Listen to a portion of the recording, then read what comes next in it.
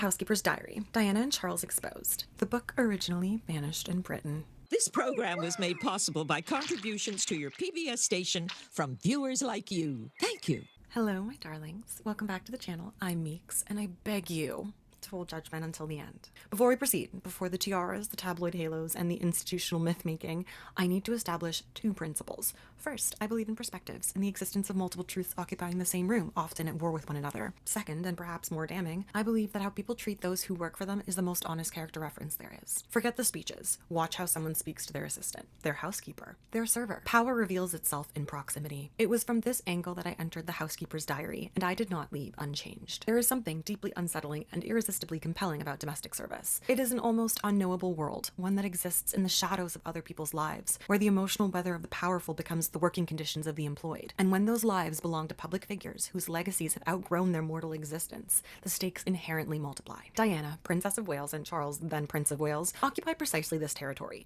a marriage that did not simply fail but metastasized into cultural mythology. Since their divorce and Diana's tragic death, the public has largely found themselves choosing sides. You are either loyal to Diana, the people's princess, or you are aligned with the monarchy itself. There is very little oxygen for nuance. With this, I present to you Wendy Berry, author of The Housekeeper's Diary, written from her perspective while she was a senior palace housekeeper with intimate daily access to both Diana and Charles between 1985 and 1993. Rumours about the state of the Wales' marriage really began from about 1985 onwards, and certainly by 1986 I remember that already newspapers were sort of counting the days when, not when Charles and Diana were apart, but when they were actually together. The royal couple gave their marriage very little opportunity to flower and to flourish. They were together effectively as a couple for only 3 or 4 years. So disruptive, it was originally banned in the UK. Berry and her publishers were sued and legally threatened by the now King Charles and his courtiers. The book's publication effectively exiled her from the life she once inhabited. And yet, perhaps because of this, not despite it, the account is bracing. Not salacious, not reverent, but unsettlingly human. Diana and Charles emerged not as symbols, but as people. Insecure, controlling, charismatic, brittle, contradictory, and struggling to survive each other under relentless scrutiny. Berry's role is key. Like Nick Carraway wandering East Egg with a moral hangover, she exists both within and without the spectacle. Her job requires intimacy without familiarity, loyalty without equality, emotional intelligence without authority. She must anticipate needs, absorb moods, and remain invisible, all while navigating an unspoken hierarchy designed to remind her exactly where she stands. She's close enough to see everything and powerless to change it. As the book unfolds, it becomes clear that the household staff function as a mirror and a foil for the prince and princess. They're not equals, but instruments to be used, managed, frozen out, or discarded when convenient. No matter how warm the relationship appears, the line between employer and employee is immovable. That imbalance gnaws at Berry throughout the narrative, until it culminates not in justice or closure, but in severance and a familiar corporate epitaph, a polite dismissal, a handshake, and a thinly veiled good luck in your future endeavors. This is not just a story about Diana, or Charles, or even the monarchy. It's a study in power, intimacy, and the cost of standing too close to greatness while never being allowed to touch it. Welcome to Season 1, Episode 1 of a good book you probably haven't read. This is Studio Meeks. Chapter 1, Love Alert, 1985. The household at rest, but it's already broken. Wendy opens Love Alert with a now legendary anecdote. Diana accidentally triggering an emergency alarm during an intimate moment with Charles, prompting police to rush in and discover the couple mid-act. Even though it was nighttime, there were apparently some very red faces. After all, it's not everyone who catches a naked Prince Charles on top of the princess in the middle of making love. The incident became the Love Alert and entered Highgrove staff legend, but Wendy adds pointedly that during her entire time as a housekeeper, I was never to see or even hear of such intimacy between the couple again. Years later, she said to me, "Well, yes, I kissed a frog. I found a toad." That was my story. But she did fall in love with him, and those two boys are born out of love. I saw correspondence between them. I saw correspondence from the princess to the queen, which said how happy she was, and how she loved to be a wife, and how much she would support Charles in his future career. And so the first 5 years of the princess's marriage, she felt that she could make it work. Highgrove is introduced as Charles's great pride and joy. Purchased in August 1980 for over 750,000 British pounds, the house sat on 347 acres of Gloucestershire land, close to Princess Anne's Gatcombe Park and crucially just 17 miles from Camilla Parker Bowles' home at Allington. Originally built in the 1700s, Highgrove had been renovated extensively and was presented immaculately, though it functioned largely as a weekend retreat. From the outset, Wendy makes it clear that Camilla was a fixture in Charles's life before and throughout his marriage to Diana. Camilla was a regular visitor to Highgrove. In the early days, she even lent Charles her cook. Highgrove's proximity to Camilla was was not lost on Diana, who just weeks after their engagement tried to persuade Charles to look for another country home. These entreaties were ignored and later provoked fury, as Charles was livid that anyone should question his motives or his movements as far as Highgrove was concerned. Although Highgrove was meant to be a family home, Berry notes that Charles and Diana lived largely parallel lives there. Early devotion to their young family gave way to separation.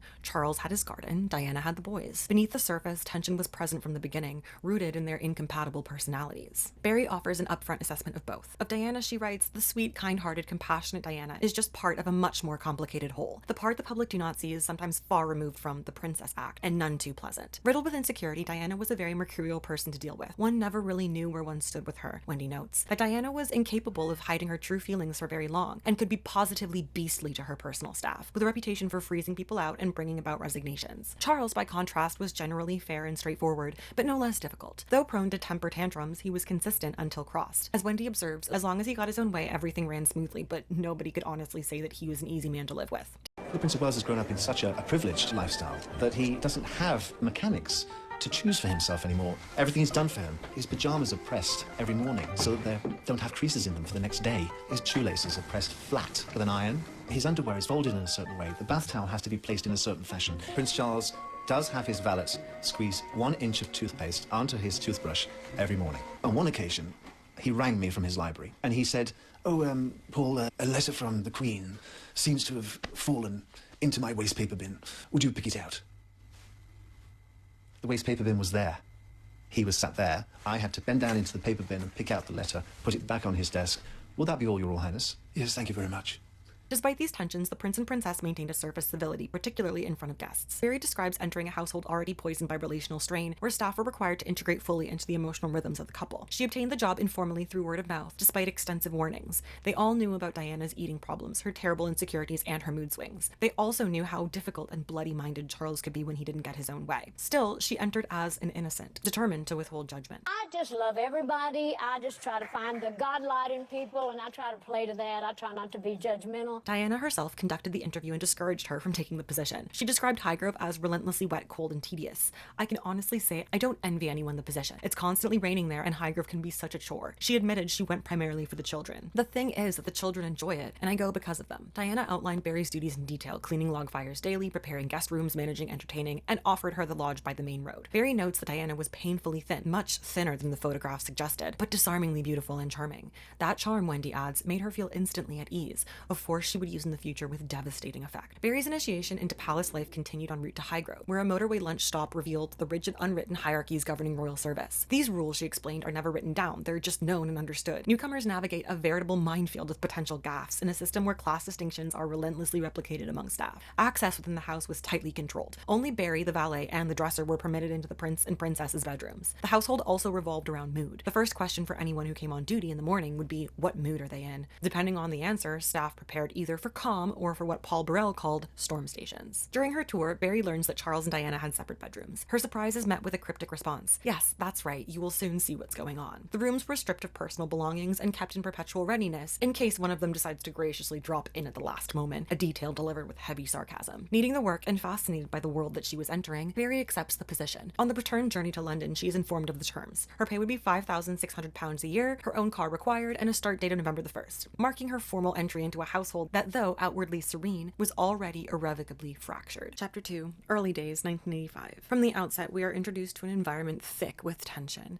Separate, distinct, and already very tumultuous. The couple arrives for Wendy's first weekend at Highgrove in separate cars. Harry has been violently carsick in the vehicle with Diana. "Hello there. You must be Wendy. Would you mind getting a bucket and sponge ready?" Harry has been sick in the car. Such was Wendy's auspicious first meeting with Prince Charles. It was an early Friday evening in November 1985. Charles arrived from London in the chauffeur-driven Bentley with his detective, Colin Trimming. Diana followed shortly after in the stretch Ford limousine with the boys, trailed by police backup. As usual, both parties radioed ahead with their ETA and journey update. "I simply don't know what's wrong with the poor boy. He keeps on being ill whenever we go on long car journeys," Charles remarked, pointing to a cupboard where he thought the buckets might be kept. "At least this time it didn't happen in my car and all over my papers. It might ruin the notes I was making last time for a speech." He chuckled, then glanced out the window. "Oh, here they are. Action stations." Wendy immediately notes the closeness between Charles and William. William, now a 33-year-old boy, leapt from the car and ran towards his father. Charles scooped him up, whirling him through the air as William William squealed with delight. "William, have you met Wendy yet?" "No, Papa," he replied, before walking over, extending his hand and announcing solemnly, "Hello, Wendy. My name is William. How do you do?" William glanced back to ensure his father had seen the exchange, then ran off to the nursery. Harry was handed to his nanny by Diana, who disappeared upstairs to her room and did not reemerge for some time. The household filled quickly. Dressers, valets, chef, traveling staff, policemen, more than 10 people for what was described as a quiet family weekend. The back courtyard began to resemble a hotel car park. Dinner plans were simple. Chicken and vegetables prepared earlier by Mervyn, the chef, to be eaten together in the sitting room at 8 p.m. The vegetables, almost always picked from the Highgrove garden, were trimmed and left soaking, ready to be microwaved. With little else to do, the staff relaxed and ate their own meal.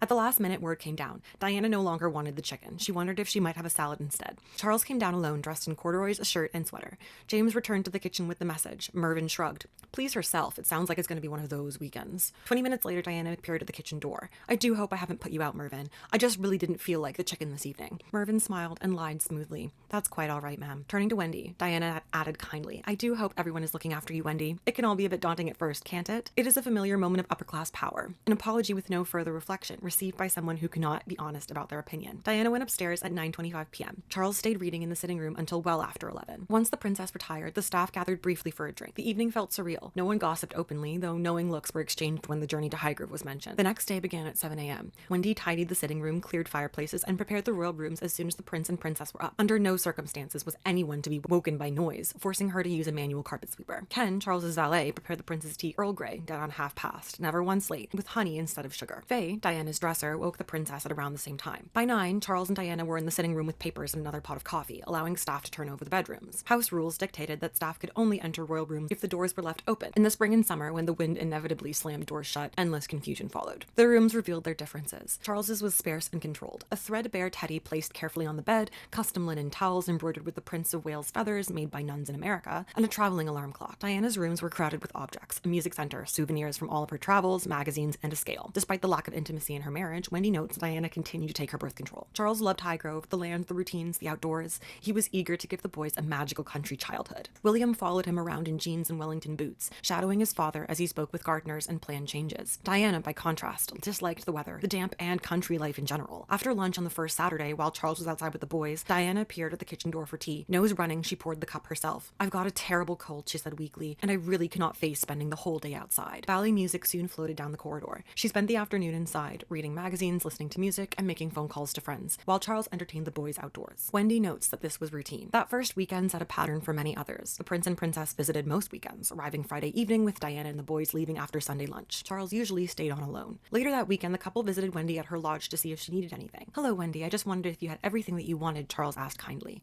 They removed their boots and patted around the house in their socks, laughing. As they left, Charles joked, "We must get back for another Mervyn special." They walked arm in arm, giggling like schoolchildren. Wendy remembers thinking how happy they looked that evening, how different it felt from the night before when Diana had clearly been crying. Maybe there was hope. Maybe the tension was only a passing tiff. At least, she hoped so. Chapter 3. Happy Christmas. The chapter opens with Diana in the staff quarters, ravenously polishing off the remnants of their meal, animated and buoyant from her recent successes, the Australian tour, her positive press, and her increase in popularity. She is, Wendy notes, still buzzing, lightly tanned, casually dressed, and looks sensational, hacking at leftover roast lamb, declaring between mouthfuls, "This is great. I often think you lot have more interesting meals than we do." What follows, however, quickly becomes tedious for the staff. Diana pores over photographs from the Back to the Future premiere at London's Empire, Leicestershire Square, oscillating between delight and despair. "Ooh, let me see them," she cries, then moments later squeals, "Why have they used this one? Why are they trying to make me look horrid?" For nearly an hour, Wendy, Mervyn, and Barry Manicky reassure her, praising the flattering shots, downplaying the awkward ones. Diana pleads, "You don't think it makes me look like a witch?" Wendy admits dryly that the exercise is beginning to become a bit boring. This scene illuminates Diana's reliance on constant reassurance, which explains her closeness to Barry Manicky. Diana confessed that 4 years after she married Prince Charles, she fell head over heels in love with a married man. An encounter that had a tragic ending. Particularly one of the biggest crutches in my life, which I don't find easy to discuss, was when I was 24, 25, I fell deeply in love with someone who worked in this environment. And he was the greatest friend I've ever had. Diana didn't tell Settlin the man's name, but she was talking about her bodyguard, Barry Manicky. In 1985, 7 years before she sat down with Peter Settlin, her 4-year marriage to Prince Charles had all but broken down. She suspected her husband was secretly seeing Camilla Parker Bowles, and Diana, then 24, had begun to show interest in the 38-year-old Manicky. So I was wandering around trying to see him. I just, all my heart and my sleeve was only happy when he was around. So you had an interest, yeah, which you weren't getting. Yeah. Settlin asked Diana whether she thought of the bodyguard as a kind of father figure. Yeah, I suppose you could say I did, yes. I'm sure I did. I was like a girl in front of him the whole time. Desperate for verbal praise, but desperate. Diana confided to Settler that as she became closer to Manaki, she even half-joked about running away with him. I mean, I was quite happy to give all this up, not all this. It was a moment at the time, it was quite something to have all this, just to go off and live with him. I couldn't believe it. Well, one can. And he kept saying he thought it was a good idea too. So, and it was all found out and he was chucked out. It wasn't clear to Diana what her husband knew about her relationship with her bodyguard, but after Manaki was moved from protecting Diana and dismissed from royal service a few months later, Diana got the shock of her life. While she was riding in a limousine with Charles on the way to a premiere at the 1987 Cannes Film Festival, he turned to her to tell her about an incident the previous night involving Barry Manaki. Charles was casual, but to Diana, the news was an unbelievable bombshell. And Charles said to me that he was killed in a motorbike accident, and that was the biggest blow of my life. Diana said revealing the news in such a casual way on such a formal occasion was a particularly cruel and callous move by her husband. And Charles thought he knew, but he never had any proof. And he just jumped it on me like that. And I wasn't able to do anything. Crushed as she was, Diana still had to put on her happy royal face for the cameras at Cannes. I just sat there all day going through this huge high-profile visit to Cannes. Thousands of press. Just devastated. Just devastated. I wasn't supposed to mind as much as I did, you know what I mean?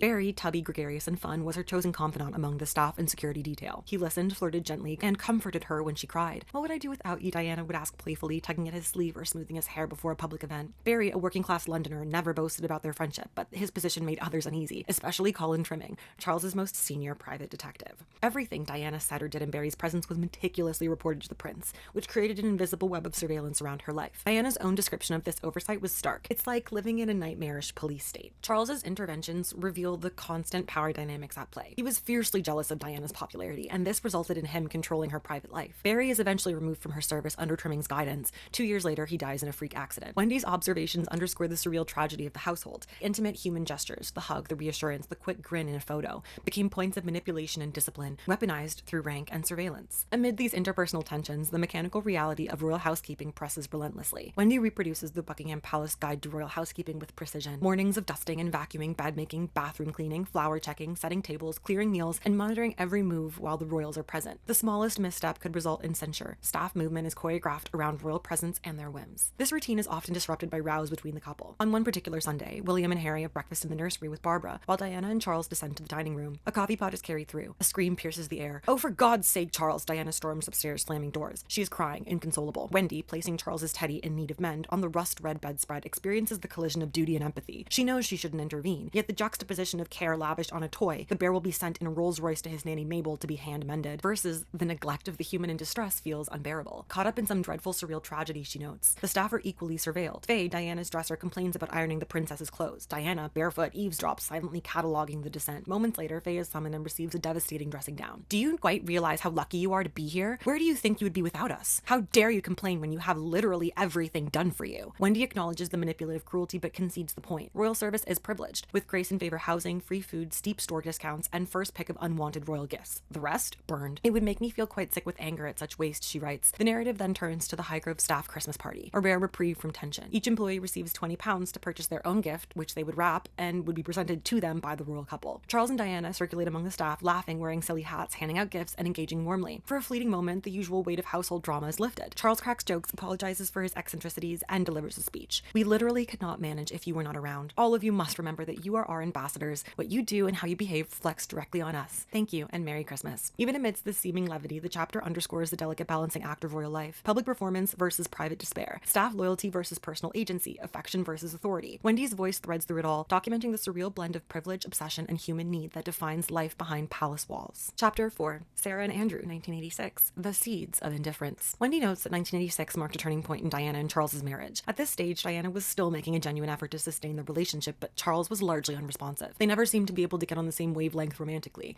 either unable or unwilling to understand or accept one another. Their physical separation, such as not sleeping together because Charles snores and Diana needed earplugs, was a recurring theme, a symptom of their divergent routines and increasingly separate lives. What began as a minor inconvenience became a permanent arrangement. Diana would go to bed early to avoid being disturbed by her husband's late-night habits, and the two maintained separate bedrooms permanently. At Highgrove, without Charles, Diana seemed to thrive. Wendy notes that Diana's happiness in these moments made sense. By then, Charles had become increasingly dismissive of her well-being. The contrast was especially eventually cleared during a weekend visit from Sarah Ferguson and Prince Andrew. Diana was free, lively, and comfortable, throwing herself into the life of the house with full force. That evening, with William and Harry tucked into bed, the three dined at card tables in the sitting room, and for the first time in months, the sound of laughter echoed through the house. Diana's vitality was palpable when she was surrounded by friends and family, away from her husband. The following Monday, Diana herself departed Highgrove in the red royal helicopter at 2:30 p.m., waving to staff with a sense of control and contentment, her happiness bolstered by the absence of Charles. The change was stark the next weekend when Charles returned. Cold, hard wind blew outside, but it was nothing compared to the chill between the couple indoors. Diana appeared on the verge of tears most of the time, and Wendy, trying not to take sides, felt the full weight of the couple's frustration. She recounts, "Though I would be hard-pressed to choose a side, I felt deeply upset by the frustrations felt on both sides, as they both tried to navigate a marriage falling apart at the seams." One particularly vivid moment illustrated the depth of Charles's indifference. As the boys played upstairs, Diana followed Charles to the garage, slipping on the icy wooden coal hole cover. Wendy recalls Charles carried on walking and didn't even bother to look behind him as Diana sat whimpering in the drizzle. I slapped him across the face,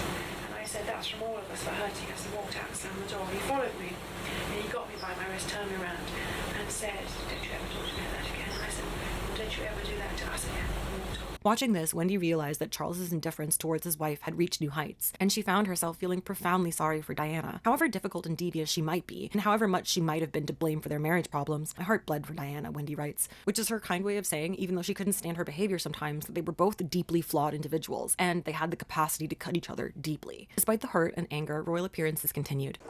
Some of the loss went on breakages. The special bottles used in fight scenes were handed round. They're made of sugar glass, and as Prince Charles discovered, are perfectly harmless.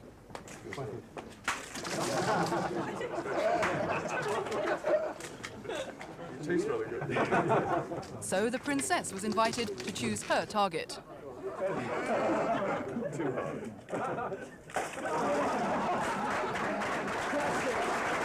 For the sake of the children and the monarchy. Even amid marital strain, Charles displayed renewed energy later that year. Wendy recounts observing him walking around Highgrove, discussing plan changes with visible enthusiasm. "The prince looks happy," she remarked to a policeman who grinned knowingly. "He must be in love," he replied. "Perhaps," she said, "but with whom?" Shortly thereafter, Charles departed for Texas on February 17th, leaving Wendy with detailed instructions for the interior designer Dudley Poplack, showing that even amid personal turmoil, his focus on the house remained steadfast. Despite these fluctuations, Diana continued to show affection when she could. She would sometimes run up to Charles in the garden and fling her arms around him, though he rarely reciprocated, and on some days appeared embarrassed by the displays. On other occasions, he initiated playful attention only for Diana to spurn him. "Not here, everybody can see us." Staff nearby would scurry away, unwilling to witness yet another episode of marital fireworks. Wendy reflects that perhaps 1986 was the year when long-term reconciliation might have been possible, had both parties made a consistent effort. Chapter 5. Hard hats. Man your action stations. Paddy, the Prince of Wales' closest confidant, had been at Highgrove long enough to witness the changes Diana had brought to the estate. He noted that many of the alterations which initially made Highgrove special had negatively affected Charles. Loyal to the prince and a figure Wendy grew close to, Paddy's insight was invaluable. He had lived through the camping days of the early 1980s,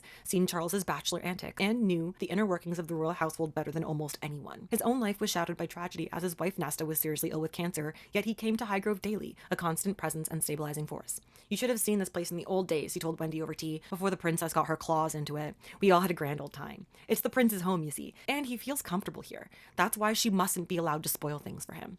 Despite their marriage falling apart, Charles and Diana tried to spend as many weekends as possible with William and Harry. The unspoken rules of these visits quickly became clear. The couple would arrive in separate cars, and Diana would often leave crying or in hysterics. Charles would follow a few seconds later, offering perfunctory, blithe comfort, a peck on the cheek and a rehearsed, "Goodbye, darling, I do hope you feel better tomorrow," while Diana's eyes remained red and puffy from tears. Because these weekends took on this familiar pattern, the staff were left to maintain appearances while keeping the estate running smoothly, while a private war raged behind closed doors. As Paddy remarked one afternoon, the sooner he gets rid of that one, the better. Couples' approaches to tension were sharply different. Diana would sulk for days, sometimes retreating into silence, other times exploding into tears and verbal abuse directed at her staff, with her dresser, Evelyn, bearing the brunt. Diana seemed to keep Evelyn in her sights deliberately, aware that her employees' livelihoods depended on her goodwill. Charles, by contrast, was formal and reserved in conflict, yet he had his own methods of displeasing Diana. A small but telling example was their long-running dispute over a tennis court. Diana moaned, "You know it's the only thing I've ever wanted at Highgrove. For goodness sake, it's only a bloody tennis court." Charles, uninterested in the sport, refused, citing the expense as too obscene. Diana shouted back, "You cannot be serious. What about the thousands you pour into your precious bloody garden? What about my wants?" The small gesture might have kept Diana anchored at Highgrove, at least during the summer months, but Charles' obstinacy only deepened their divide. Charles's thoughtlessness extended beyond disagreements with Diana. Wendy recalls one occasion when he forgot the Queen's birthday present and insisted she drive 90 miles to Windsor to collect it. "They have to be those chocolates efforts explain Ken Stronach, the prince's valet. He says that they're special ones. Reluctantly, Wendy complied, reflecting on the typical waste of time and money and Charles's complete disregard for other people's efforts. The emotional strain of the marriage was evident in Diana's fluctuating moods and her eating disorder. Wendy describes discovering her vomiting after meals, a routine she tried to conceal, though it became increasingly obvious. Diana's appetite was small to begin with, fluctuating between light meals and almost nothing, and she often moved food around the plate without eating it. In early October, following Charles's return to Scotland, Diana's anger and frustration spilled over onto Evelyn. She would find fault in every detail, shouting, "Look at this fucking shirt, Evelyn! Look at it, you idiot! It's rubbish! Rubbish, rubbish, rubbish!" Evelyn, loyal and discreet, could only apologize and absorb the outburst. I don't know what else I can do, because if I do something right, it's unacknowledged. She doesn't even say thank you. But if I do something wrong, she is vicious. So quit. I can get another girl to take your job in 5 minutes. One who really wants it. No, I don't want to quit. That's not fair. But I'm just saying that I would just like a little credit for the fact that I'm killing myself trying. Colonel Creasy, the comptroller of the household, eventually intervened, emphasizing the princess cannot treat people like this and get away with it. Yet, soon after making these complaints, Creasy retired from the household, a quiet but telling reminder of the unspoken power wielded by those at the head of the household, and the limits of an employee's authority when confronting a royal. Wendy reflects that while Diana's behavior was cruel and volatile, it was also a symptom of the intense pressures of her high-profile position and her increasingly unhappy marriage. Yet, beneath the relentless tension, moments of tenderness persisted. Despite the rows and tears, the couple still sought to spend weekends with their children. Diana's joy shone brightest around young children, Wendy notes. Visits from her sister Jane and nieces Eleanor and Laura allowed her to relax and play. Wendy observes that if Charles had agreed to another child, especially if it had been a daughter, it might have salvaged some hope for their marriage, however fragile. Even as their personal lives deteriorated, the public charade continued. At the year's Christmas party at the Carlton Tower Hotel in London, both Charles and Diana smiled, all while circulating among the guests. Diana popped some balloons during Charles's speech, drawing laughter, as Charles playfully asked, "Is it time for me to stop?" Before adding, "But before I do, I want you all to know how important you are to Diana and me." Isn't that right, darling? For staff like Evelyn and Wendy, those words rang hollow, a reminder of the gulf between public performance and private reality. Chapter 6. Camilla. It was 8 o'clock on a Sunday evening, and Prince Charles was taking his bath. The pipes rattled and shook as he added more hot water, alone in his house except for his detective, chef, and valet. Diana and the nursery had returned to London straight after lunch, leaving him in his peaceful, quiet isolation. Shortly before 8:30, Charles appeared in the hall looking impeccable in a jacket, open-necked shirt, and cravat. His hair smelled of soap and spicy shampoo. "Ready then, Andrew?" he asked impatiently as Andy waited by the car outside. The four-wheel drive Ford slid away quietly. One of the staff muttered, "Now I wonder where he is off to." But nobody answered. Everyone knew. Camilla Parker Bowles had been Charles's girlfriend long before Diana entered the picture. Married to Andrew Parker Bowles and mother of two, Camilla spent most of the week at Middlewick House while her husband was away, a 20-minute drive from Highgrove. At first, only the detectives knew of Charles's nocturnal visits. As loyal servants, they never betrayed the trust placed in them by the heir to the throne. Charles would kiss Diana and the children goodbye on Sunday afternoons, then arrange his evening ahead. Eventually, word leaked of the special relationship that persisted between Charles and his former girlfriend. Faithful Patty was often called on to deliver notes, flowers, and chocolates to Camilla, picked and procured by the prince himself. He rarely questioned the requests, understanding that everyone obeyed Charles's commands without hesitation. The secret visits became more widely known after Camilla's housekeeper, a friend of Highgrove groom Marion Cox, began noting the prince's comings and goings. "Do you know he was there by himself with Camilla for over 5 hours yesterday?" Marion reported. "My friend was told she could have an early day, but stayed behind anyway as they went off together. It really is a bit strange, don't you think?" Despite this, Diana appeared outwardly oblivious to her husband's movements, though her suspicions were growing. One Sunday evening, she ran through from London, demanding to speak to Charles. Thinking quickly, Wendy recounts telling her that he had popped out for a while. "Which car is he in, Wendy?" Diana snapped. "The Ford," Wendy replied. The line went dead. Later, Diana rang Charles on his car mobile, and the conversation was reportedly heated. Diana was increasingly obsessed with how she was perceived by the public. Every gesture, every outfit, every photograph mattered. She worked tirelessly to be seen as gracious, elegant, and relatable. But this need to manage her image clashed with Charles's pragmatic, detached approach. He did not care that she was upset or frustrated, seeing her responses as childish, moody, and excessive. Any attempt to mediate her emotions in his eyes was inadequate. Eventually, he stopped trying altogether. To Diana, his indifference confirmed his lack of care. To Charles, her sulking reinforced his view of her as temperamental. This growing disconnect only heightened the tension between them. When Diana felt she was losing control of her domestic life, she sought to assert authority elsewhere, particularly over her sons. The departure of William and Harry's nanny, Barbara Barnes, in January 1987 reflected this. Diana really loved her boys. Some people say she almost smothered them when they were little, but because her marriage wasn't working, she put all her emotions and love into those two children. It's a very common thing. And she used to take them into bed with her, and she'd hug them and kiss them, and they'd sit and watch television with her. And if they were ill, she would go into hospital with them. I mean, she really was a very good mother. And anyone else that intruded on her space as a mother, she didn't like.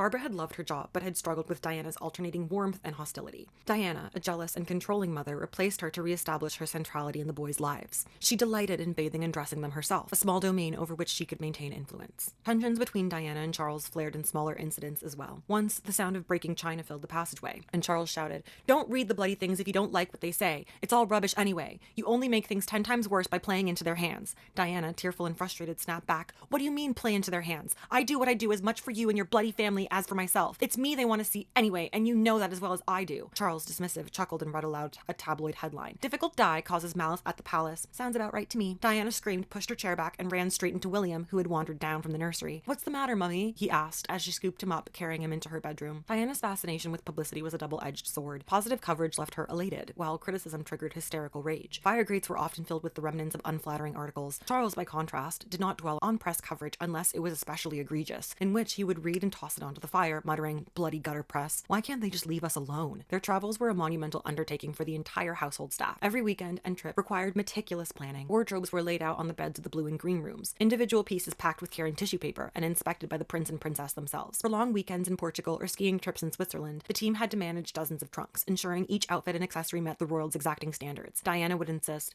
"I can't wear the same things every day, can I?" During a ski weekend in Closters, the couple pursued separate evenings, Diana exploring the resort nightlife, Charles reading quietly. Highgrove, meanwhile, functioned as the boys' weekend home under the careful supervision of Olga, the new nanny, and their detective, Ken Worf. Worf, who would later become Diana's personal protection officer, charmed everyone with his fun-loving nature, teaching William and Harry to tap dance and keeping them in stitches with opera arias. On Friday evening, Diana and Charles rang from Switzerland to say goodnight to the boys, who were exhausted. Olga managed the household with precision, balancing strictness with affection. "It's only because I love you, William, that I am being so strict," she reminded him, before offering a consoling kiss. That evening, the family shared tea, crumpets and cakes in front of a roaring fire, while William and Harry explored a toy railway set that was delivered earlier that day. For the first time in weeks, Charles and Diana seemed relaxed together. Wendy recalls thinking that, perhaps with some effort, things might be all right after all. Chapter 7. The Art of Scoring Points. The princess rang through to the pantry from her sitting room. "Do you know what time the prince is coming back?" she asked, her tone sharp. "I thought we were meant to be having supper together this evening." Charles had left early that morning to hunt with a pack of hounds several hours from Highgrove. Patty had gone with him, and by 7:45 p.m. everyone was wondering what had delayed them. I reassured Diana that the PPO's mobile was likely out of range in the hilly countryside. "So inconsiderate," muttered Diana before hanging up. Storm clouds gathered in the house while Mervyn quietly waited unconcerned.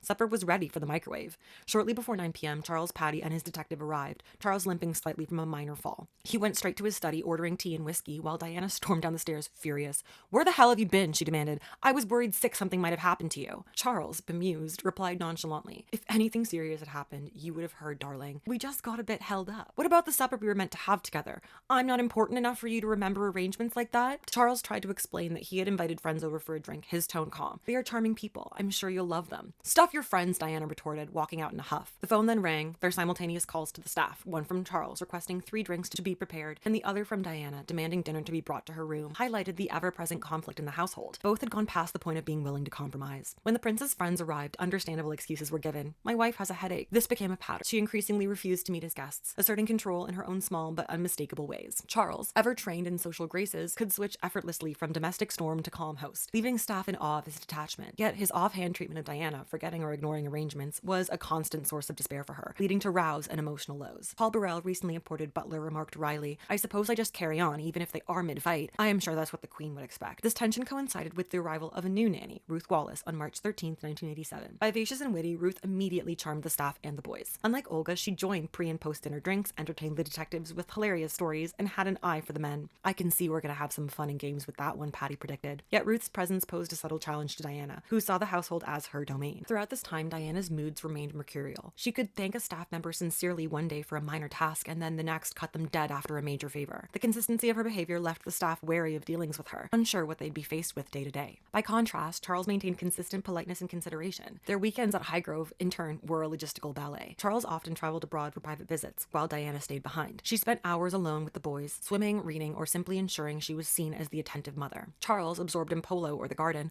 largely ignored these maneuvers, leaving staff to intervene if Diana wandered off without explanation. A subtle war over the boys' attention emerged. Diana, conscious of public perception and keen to assert control, would create pretexts to keep them with her, only reluctantly attending Charles's polo matches. At one match, she appeared in the press stretched out with Harry, while Charles, despite scoring goals, was absent from all the photos. She smiled smugly, delighted by the public acknowledgement of her maternal visibility, while Charles muttered, "You're quite the little glamour model, aren't you?" and walked away. Their private lives were as chaotic as public appearances. Charles's gardening, once amusing to Diana, became a source of irritation. "If only I were as important as his bloody garden," she complained to Paul, watching him toil late into the summer evenings. Polo injuries, household parties, and social events added further layers of complexity. Highgrove itself was a playground and a challenge. The boys ran freely under minimal supervision, engaged in practical jokes, or drove into the woodshed filled with multicolored balls. Staff scrambled to maintain order while also navigating royal whims. Summer brought infestations of flies, moths, and maggots from stored supplies. Massive food orders often clashed with practical realities, forcing staff like Paul and Mervyn into near faulty towers scenarios, managing meals and disgruntled guests. By September, Diana deliberately provoked Charles. Her teasing attempts to elicit a reaction met only with silence. Official tours, birthday celebrations, and highlighted their diverging priorities. Diana slept in, managed her own schedule, and routinely angrily left the house without notifying anyone. Charles focused on meetings, polo, and gardening. Staff watched anxious as their weekend dynamics threatened to unravel. Public appearances also reflected this tension. At the Buckingham Palace staff ball on December 22nd, Diana charmed and giggled with staff, bridging class divides effortlessly, while Charles observed her with a mixture of horror and fascination. To him, she had claimed the role of the popular young royal, something he could neither control nor compete with. Her mastery of public perception, coupled with their domestic tension, left Charles in the role of spectator, both frustrated and strangely impotent. Chapter 8. The Riding Instructor, 1988. It was a Saturday morning in early January, and after her Christmas break, the princess was in terrific form. Her good friend and former flatmate Carolyn Bartholomew, godmother to Prince Harry, had just been shown in, to find Diana without shoes running towards her. "Carolyn, you're here," she cried, scooping her friend into a warm hug. William and Harry trailed behind her, dressed in their favorite army fatigues, and were likewise kissed and hugged. Diana's buoyancy was infectious. "I feel as if I've turned over a new leaf," she confided to me later. "A new year, a new me. I'm determined to make it a happy one." Her mind seemed made up, and her laughter filled the house. I went to check the green room, wondering if the princess's optimism would survive the usual chaos of Highgrove. Charles, away for the weekend, had popped in alone the previous Thursday. "It's so much harder than my bed," he had commented approvingly on Diana's mattress. "The support is fantastic." At that point, Wendy wanted to ask why he didn't sleep there when she was home, but held her tongues. The couple's first weekend together in the new year was a revelation. They were still in separate rooms at night, but tension seemed to have lifted. When they called each other darling in front of the staff, the tone was noticeably softer. Paul observed, "They might still not have a lot in common, but I do think things might be a bit more peaceful from now on." Breakfast with the boys was particularly telling. William, now old enough to be aware of past conflicts, watched as Charles softly chided him, "The wombat watched the yogurt." Diana looked across, surprised at her husband's gentle patience. "He's different," she whispered, half in relief, half in disbelief. The boys were free to explore the house under Charles's careful guidance. "Big bad wolf, here I come," Charles would declare, blocking them from passing him in the nursery. Cushions flew, laughter rang out, and the children were spent but safe. "Look at the mess, Wendy," he said one evening. "Come on, I'll give you a hand putting everything back in its place." March 10th brought tragedy. An avalanche in Switzerland killed Major Hugh Lindsay. Paul called frantic, "Wendy, thank God I've reached you. The boss and the princess are fine, but Major Lindsay is dead. You'd better get back here." Charles returned to Highgrove ashen-faced. "It has been the most terrible few days, I'm afraid, Wendy," he told me quietly, simply ghastly. Diana, however, went to London to be with Sarah Lindsay and Fergie. Her absence underscored the distance between the couple. Even in grief, they could not turn to one another. Charles's grief was silent yet profound. "He's blaming himself for what happened, you know," Paul confided. Alone at Highgrove, Charles retreated to his study and bedroom, surrounded only by his staff and detectives. By summer, Wendy notes the couple had settled into a truce of indifference. The explosive arguments were gone, but so too were the spontaneous attempts at reconciliation. Though they maintained polite civility in public, their private communication was nearly non-existent. Amid this, Diana discovered a new pastime, riding. Observing how much William and Harry enjoyed their pony rides, she declared, "I think I should take this up myself." Patty scoffed, "It won't last. She's too bloody weak and timid to handle a horse. I'd give her a month." Yet Diana proved him wrong. She took lessons with James Hewitt, a handsome copper-haired cavalry officer, and chatted animatedly with the boys about trotting and cantering. "Oh, James, you're spoiling them rotten," she giggled one afternoon, clearly enjoying his company. James's visits soon became regular. "Come on outside for a walk and let them get on with the lunch," Diana told him, face flushed with excitement. Chris Barber, one of the chefs, joked, "So Diana's got her own special friend now, just like the prince. Couldn't have been expected otherwise." Diana confessed her affair with Raffish Hewitt in an interview with the programme Panorama. Did your relationship go beyond a close friendship? Yes, it did. Yes. Were you unfaithful? Yes, I adored him. Yes, I was in love with him. Charles, meanwhile, threw himself into polo with renewed vigor. "He's pushing himself too hard," Patty remarked. "It's as if he feels under pressure to prove his riding skills." The tension was palpable. Charles had begun noticing the growing closeness between Diana and James, and he did not like it one bit. No sooner had arrangements been made for polo than dinner dates and travel plans were hurriedly shifted. Paul recounted the royal train booked for 11 p.m. was changed to 2 a.m. "Why so late?" I asked. "He wants to go out for dinner," Paul said, "and he's going to be out for some time." Diana's 27th birthday at Highgrove was a joyful and domestic affair. "It's going to be a relaxed weekend," she announced, carrying carrier bags full of presents. The boys will have Gabriella to play with, and we'll just enjoy ourselves. Both Charles and Diana retired early to their separate rooms, leaving the house in an unusual state of calm. Later, Diana took the children to Bowood House, oblivious to the property's significance as a meeting place for Charles and Camilla. Disaster struck. Ella, a friend of the children, fell from a climbing frame, breaking her collarbone. As a result, Diana was reluctant to take the boys to Polo, as her nanny Ruth, previously the nanny to little Ella, had accompanied the child to the hospital. She calmly leaned over and noted, "You know the problems, don't you, Wendy? Without Ruth, the boys could start a riot. That's the last thing I need." Turning to Harry, she added gently, "Don't worry, darling. Let's ask James to teach you about polo the next time we see him." Harry smiled, reassured by his mother's presence and care. Chapter 9.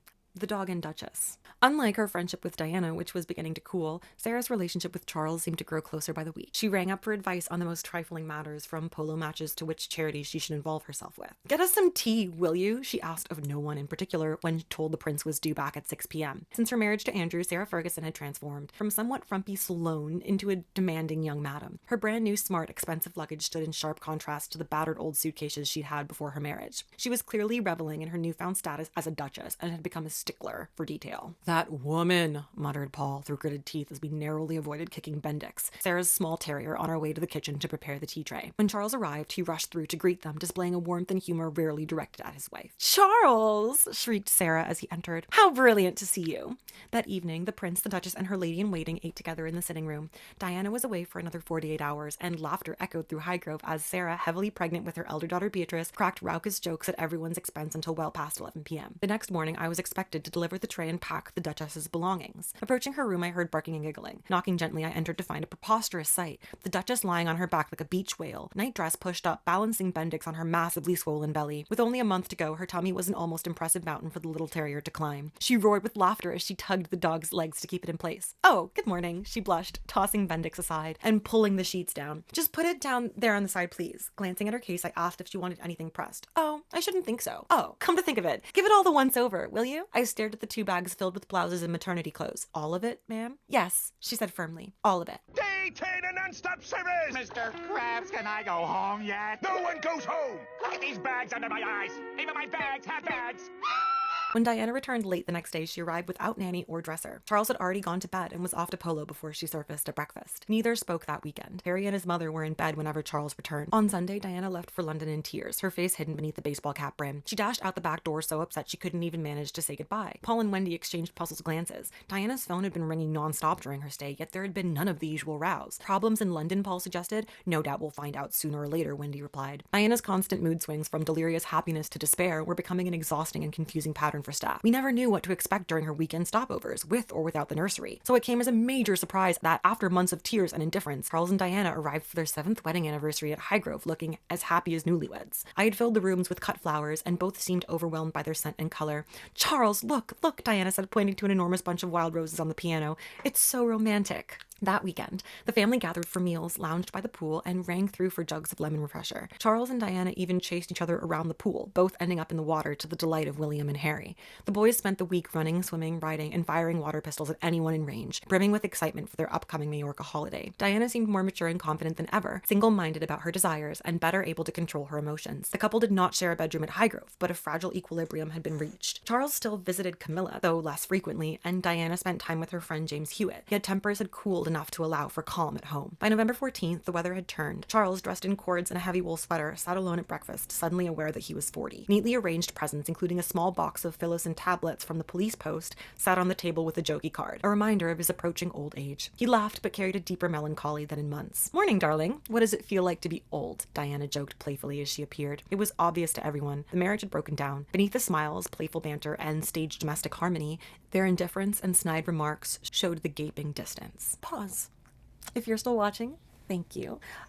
Gilly and I just wanted to say, hey, if you do like the sweater that I'm wearing, it'll be available for purchase, link below. I'm opening a store where I post my crafts and things that I thrift and like. We hope that you're all doing well. Happy February to everybody. And thank you. Back to the video. Chapter 10. Staff Confidences. Evelyn Dagley, Diana's dresser, tapped lightly on the princess's bedroom door before entering with the early morning tray. Pulling back the curtains, she said good morning and went through to the bedroom to run Diana's bath. The princess sat bolt upright in bed, rubbing the sleep from her eyes. "God, Evelyn," she shouted. "What on earth have you been eating? You absolutely stink of curry. Go and wash your hair. I can't stand that smell." She jumped out of bed and made for the bathroom. Yuck! It's revolting. Later, I found Evelyn in tears, explaining the curry drama. She had woken at 5 in the morning to bathe and wash her hair hair after eating curry with friends the night before. I know she doesn't like garlic or curry powder, and I was reluctant to eat it in the first place, she sobbed. But this is just so personal and unfair. Wendy notes that all she could smell was soap and shampoo. Evelyn nodded sadly. It's just she woke up in one of her particularly foul moods, and that's got to be the only reason. If I ever find one of these lying around again, I swear to fucking God, I will stop being so polite. Get the fuck out of my sight before I demolish you. If you deliberately sabotage my band, I will fuck you like a pig. Now, are you a rusher, or are you a dragger, or are you gonna be on my fucking time? I'm gonna be on your time. Count me at 2:15.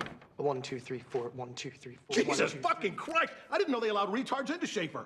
Palace guidelines for royals and staff were strict. Garlic and strong spices were to be avoided, lest they offend sensitive noses. In practice, the faintest trace usually went unnoticed, but Diana's sense of smell appeared second to none. I began to understand the strain on Evelyn. Once carefree and happy, she now carried the weight of Diana's tensions on her shoulders. The dresser's role, intimate and demanding, became a battleground. The harder Evelyn worked, the more Diana criticized her. If the towels were folded perfectly, clothes packed in tissue paper, then her shoes were allegedly not polished well enough. I really don't know what to do sometimes, Evelyn confessed. I think maybe I should just resign. That's all she really wants me to do, isn't it? Weeks later, Diana bounded into the kitchen. Hello, everyone. A belated but very happy new year. Charles was away and she seemed lighthearted. The boys dug into a tin of Benoit's biscuits while Diana and Ken recounted the previous night's performance of Verdi's Requiem. To everyone's delight, Ken picked up a biscuit and serenaded it in a rich baritone. Diana collapsed in giggles, clapping and cheering him on as he broke into a song and dance routine. He tapped and pirouetted his way past us, clutching my shoulders as he went, "Oh, Wendy," he sang theoretically, "Solo mio." For a brief moment, Diana appeared entirely well and happy.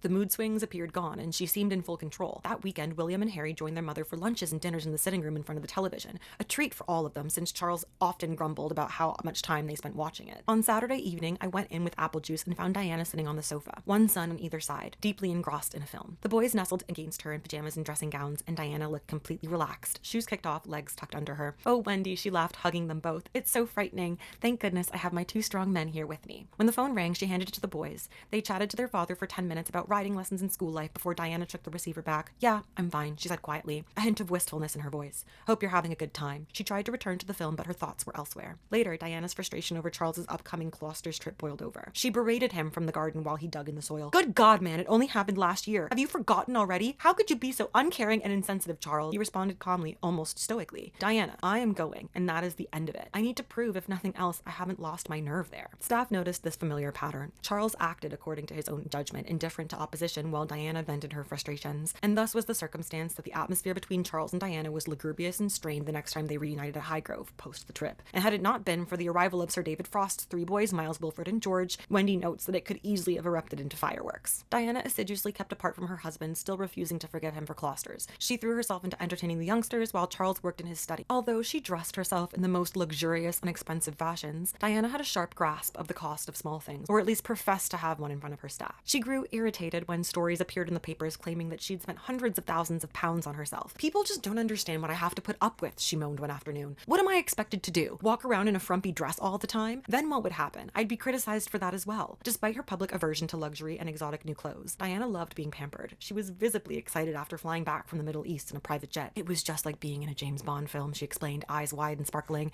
"It wasn't that big, but it was so luxurious. We could order practically anything we liked. I really don't know why we don't get one. They're so much smaller and easier to manage than the big planes in the Queen's flight." She paused, then added with a familiar edge, "But I know what the prince will say. He won't even get me a tennis court." The princess was growing increasingly close to certain members of staff, something she did repeatedly over the years. It was an unenviable position to be in, because however close you came to her, you always knew that she would eventually change her mind and move on to someone else. It was a manipulative and calculated way of keeping people on their toes, instilling fierce loyalty in those lucky enough to be singled out for fear of being discarded. Her habit of confiding in staff concerned Charles. Though kind and considerate, he would never treat us as friends, because of the unspoken barrier he maintained between employer and employee. He felt instinctively that it was unwise for the boys to become too close to the staff families, for instance, to Paul and Maria Burrell's children, because of the social gulf between them. Diana dismissed these concerns as old-fashioned nonsense and completely behind the times. I, however, could understand his unease. After all, Paul was his butler and Maria a former housemaid. "The boys are princes and should be reared as such," Charles said rather pompously one evening in the sitting room. "They may be princes," Diana snapped back, "but they're my children as well, and they need a normal life, or they'll end up as hopelessly out of touch as you are." With that, she flounced off to bed. Wendy notes crucially here how Diana either could not or would not understand the conflict of loyalties that she was inevitably creating. Charles took intense pleasure in the boys' interest in country life, and was very averse to publicly displaying affection towards his children. I seen you!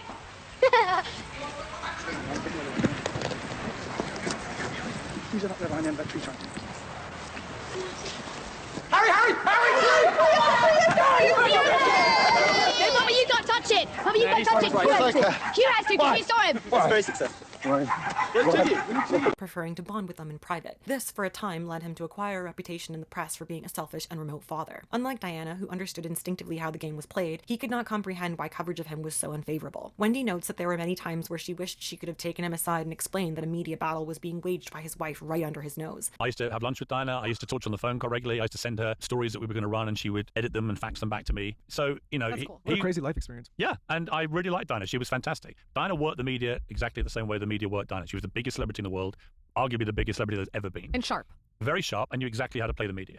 And that's not to say there wasn't lots of intrusion into her life. There was. It's not to say some of that wasn't unwarranted. It was. It's not to say she didn't get more attention than anybody else because she was the biggest star. She did. And so it can't have been easy at all. But did Diana manipulate the media ruthlessly when she wanted to? Absolutely. She was mesmerizing, incredibly charming, very smart, very funny, but very she wanted to make a point in front of William about where the line is for the media, and I totally understood that. And it was good fun. But such a suggestion, of course, would have been impossible for her to make. But it always struck her that a friend or a palace press officer might have done so. In April, Diana's sisters and their families descended on Highgrove. Charles was away again in Scotland, giving the Spencer girls the real chance to relax. Wendy notes that the house was far livelier than usual. All three families ate together in the dining room and ran freely throughout the house. This is what the place should really be like, Paul said as he sorted the drinks tray that Friday evening. Highgrove's made for big family gatherings. It's a pity the prince doesn't always appreciate that. In fact, Charles made an unexpected appearance the following day, arriving by helicopter to spend time with his wife and children. It couldn't be helped, but the atmosphere shifted the moment he arrived. Diana's presence as a Spencer made no difference. She was family. But Charles, as the genuine royal, altered the tone immediately. Later, Diana, whose devotion to the TV drama show Casualty had given her a working knowledge of most medical conditions, began discussing her nose. People are always saying I've had a nose job, she said. It's ridiculous. Look at the bump. I hate it, but I promise you I've never touched it. She then began complaining about her wisdom teeth. I'll have to have them removed, she said. Everyone will say I'm having plastic surgery, but it's my teeth, just in case you're asked. She sighed theatrically. Around the same time, pandemonium broke out when Tigger produced a litter of puppies. The prince agonized over their fate before deciding to keep one, naming her Rue. The other two were given to friends. What we didn't realize until weeks later was that one of the puppies had been given to Camilla Parker Bowles. Given the prince's devotion to Tigger, who went everywhere with him, the significance of the gesture was not lost on anyone at Highgrove. Chapter 11. Separate Lives. The prince spent much of the year traveling between Berkhall, Windsor, Sandringham, and Highgrove, yet still found time for private weekend trips to Italy and elsewhere. That summer, he was determined to play as much polo as possible. Diana found polo rather boring and often left Charles alone to enjoy his favourite sport. This was Charles's territory. Besides, there were other attractions. Camilla Parker Bowles came to watch. She and Charles have many interests in common: hunting, architecture, painting, and art. But it is the strong animal attraction of polo which particularly binds them.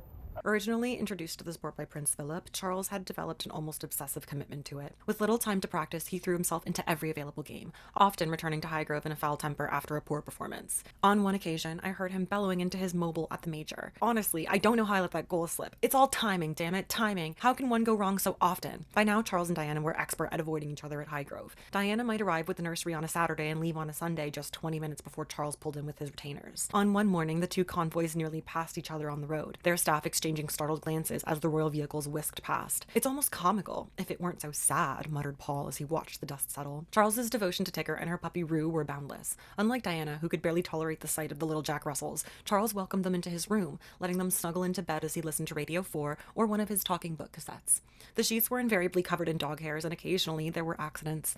On one memorable morning, as I helped him make the bed, Charles laughed. "Oh, Wendy, look, she's whittled on my bed again. Thank goodness she's all right. Don't bother changing it. Just dab it down with some blotting paper. She must have snuck up just after I made it, so she isn't far away." Charles's summer revolved around polo, drinks, and late dinner parties with friends. He remained in close touch with Camilla Parker Bowles, regularly spending Sunday evenings with her. Camilla's visits were discreet. She never spoke to staff and arrived only under the cover of darkness. Occasionally, Charles delayed the royal train's departure just to ensure a quiet supper before boarding.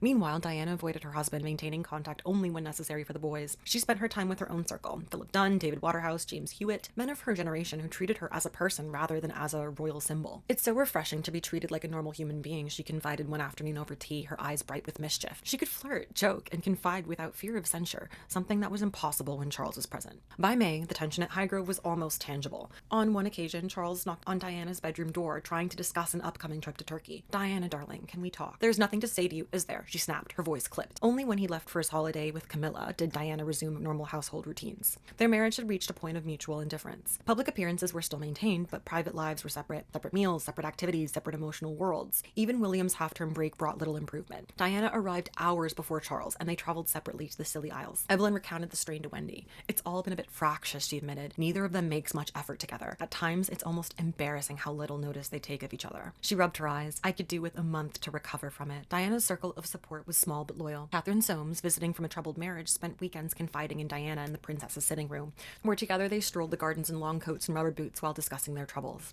Diana clearly valued these confidences. Catherine, you simply must promise me to be brave, she said one afternoon, pausing by the pond, even if the world insists on being horrid. Charles occasionally tried to engage, inviting staff to public events like the Tetbury fireworks. On that evening, Diana, relaxed, enjoyed the spectacle with the boys and staff while Charles mingled discreetly. He even bought hot dogs and candy floss for the group, although didn't eat any himself. The display began with bangs and flashes, and a minor scramble ensued when a cluster of photographers approached too close. The personal protection officers shoved us towards the Land Rover, and Diana scooped William and Harry into the back with glee, shouting, "Wendy, quick! They're trying to get a picture!" I ended up in the front seat, scowling, furious that a nice evening had been ruined by the press. Chapter 12. The Blue Room, 1990. January at Highgrove promised a rare weekend with both Charles and Diana present. After a particularly difficult Christmas, the princess and the boys had already spent a few days at the house, while Charles remained at Sandringham. Yet Diana seemed in a foul mood, despite the absence of her husband. Staff who had been with the family over the break spoke of incessant squabbling and almost no conversation. It was as if everyone was walking on eggshells, I remember Paul saying, shaking his head. The weekend was complicated further by the arrival of guests.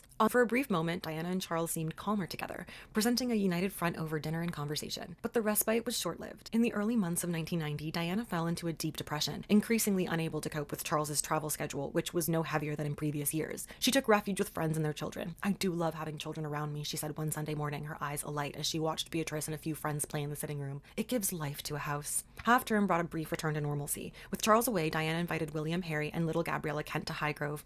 She doted on the children, fussing over them with such tender affection that it was heartbreaking to watch. Wendy noted again, I remember thinking that if Charles had agreed to try for more children, their strained marriage might have been salvageable. The boys' holiday ended again too quickly. Charles departed for Switzerland, leaving Diana at home. The household staff began to sense the fragility of their marriage. When a flash flood in Wales forced Charles to cut short his skiing to join Diana for inspections, they seemed visibly distant, appearing as if they were trapped in a living hell, Paul and Wendy agreed. Upon his return, Charles ate alone in the study, a solitary supper delivered by Michael Fawcett. The house felt bereft. The atmosphere lifted only when he returned to Switzerland the following day. Wendy did not see Diana again until late April, when she arrived unexpectedly with the boys but no nanny. She said she expected 3 guests for the weekend, one of whom was James Hewitt. Nothing had been arranged in advance. None of the visitors signed the book. James arrived early in his TVR sports car and walked straight into the staff pantry, familiar and relaxed. Diana, blushing, greeted him warmly. "Oh, James, sorry I didn't hear you come in."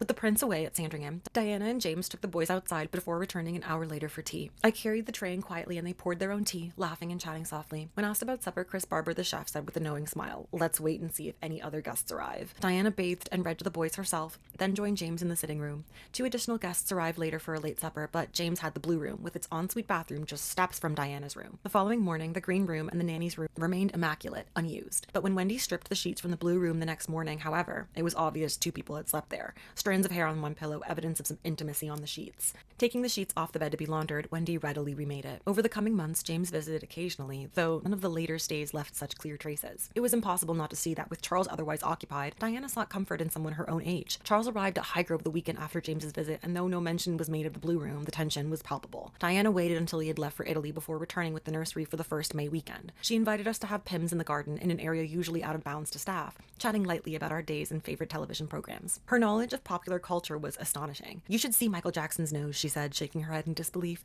"It looks as if it's about to fall off. Even with all that makeup, the skin is so thin and brittle." She admired Elizabeth Taylor as well. "I hope I look that good when I'm her age." True to form, Charles left early during teething troubles at Highgrove, delegating the difficult work to staff. His knack for avoiding sensitive conversations extended both to the household and higher levels of society.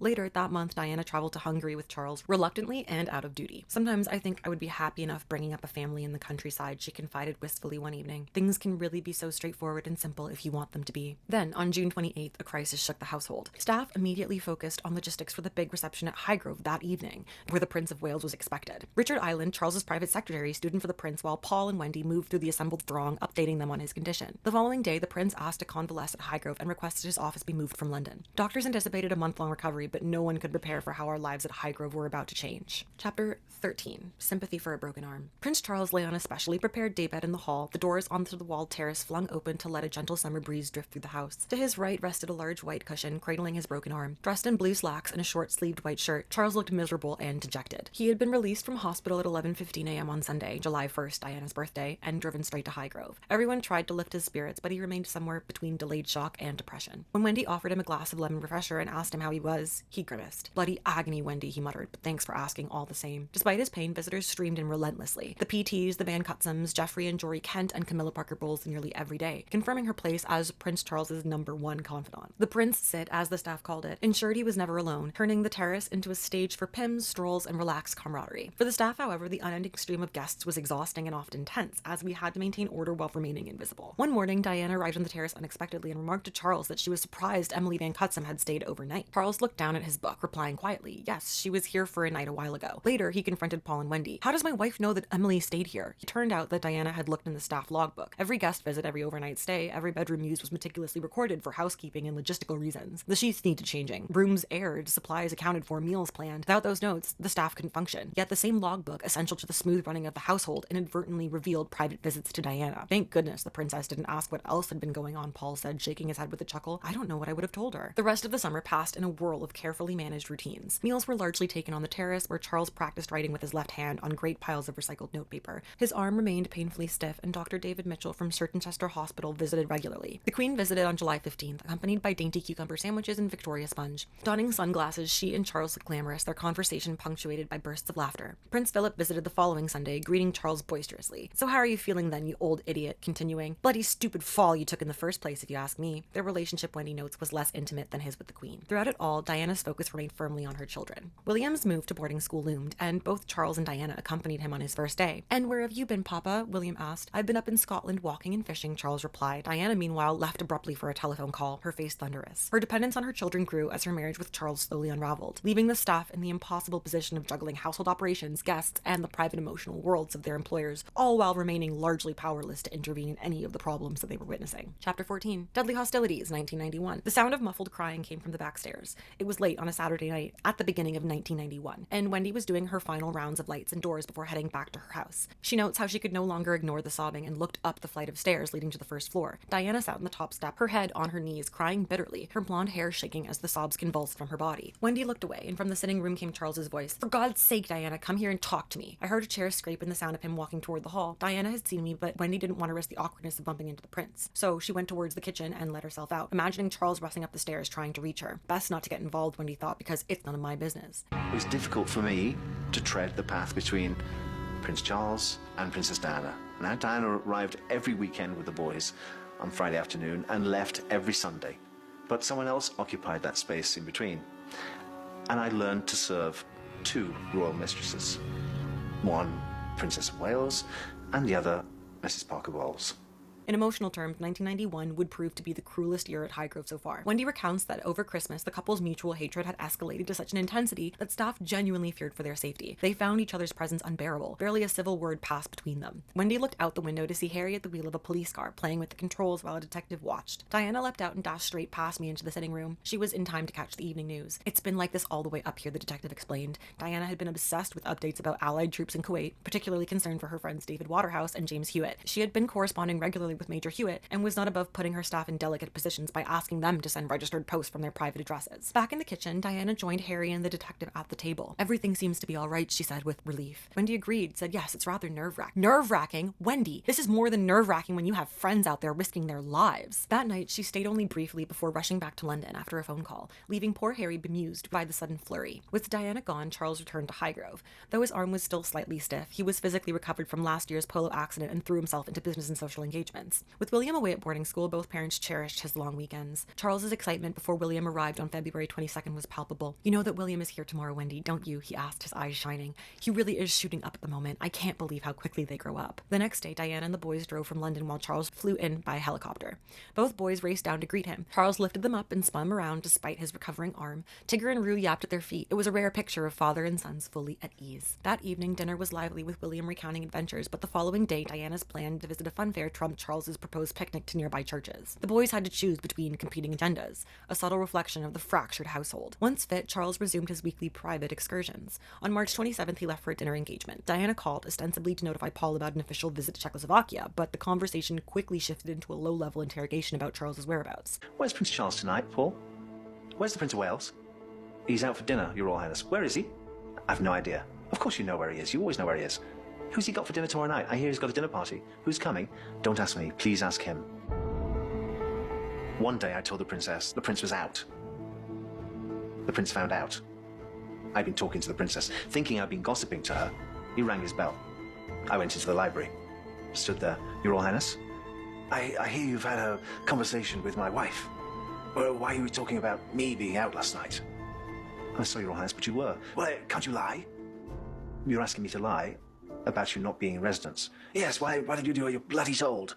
And he picked up a book and started to stamp on the spot like a petulant child, and he hurled this book at me across the room. I dodged and missed it. And by April, Diana brought Harry to Highgrove for riding practice whenever she was free. Charles split his time between Scotland, London, and Highgrove. Staff constantly scrambled to supply essential items he'd forgotten, pens, books, or watercolors. Harold, the Kensington Palace butler, explained, "It's not really our fault. The prince wants something and everybody has to jump. Where the wretched things are left is of no concern to him." Charles's social life at Highgrove was robust. Polo practice sessions with Major Ronald Ferguson resumed, despite the lingering aches and sprains from the previous year's accident. Meanwhile, Diana increasingly retreated to her life in London, having quietly ceded Highgrove to Charles and his household. Despite her polished public persona, Diana's private character remained opaque and occasionally troubling. Staff observed her clever facade, yet beneath it lay a calculating and manipulative core, expertly hidden by a marshmallow exterior. One day, the telephone rang in the pantry. Charles received news of an accident at William's school, a blow to the head with a golf club. Though the injury was not life-threatening, Charles's reaction was immediate and anxious. He grabbed his coat and raced to the Aston Martin. "I'm told it's not serious," he said, white-faced, "but I feel I must get down to the hospital at once." Seconds later, the car roared down the drive, leaving the staff in stunned silence. William recovered sufficiently to visit Highgrove the following weekend, though still quieter than usual and forbidden from riding. Diana arranged a private barbecue for the household on Saturday, July 6th, after Wimbledon.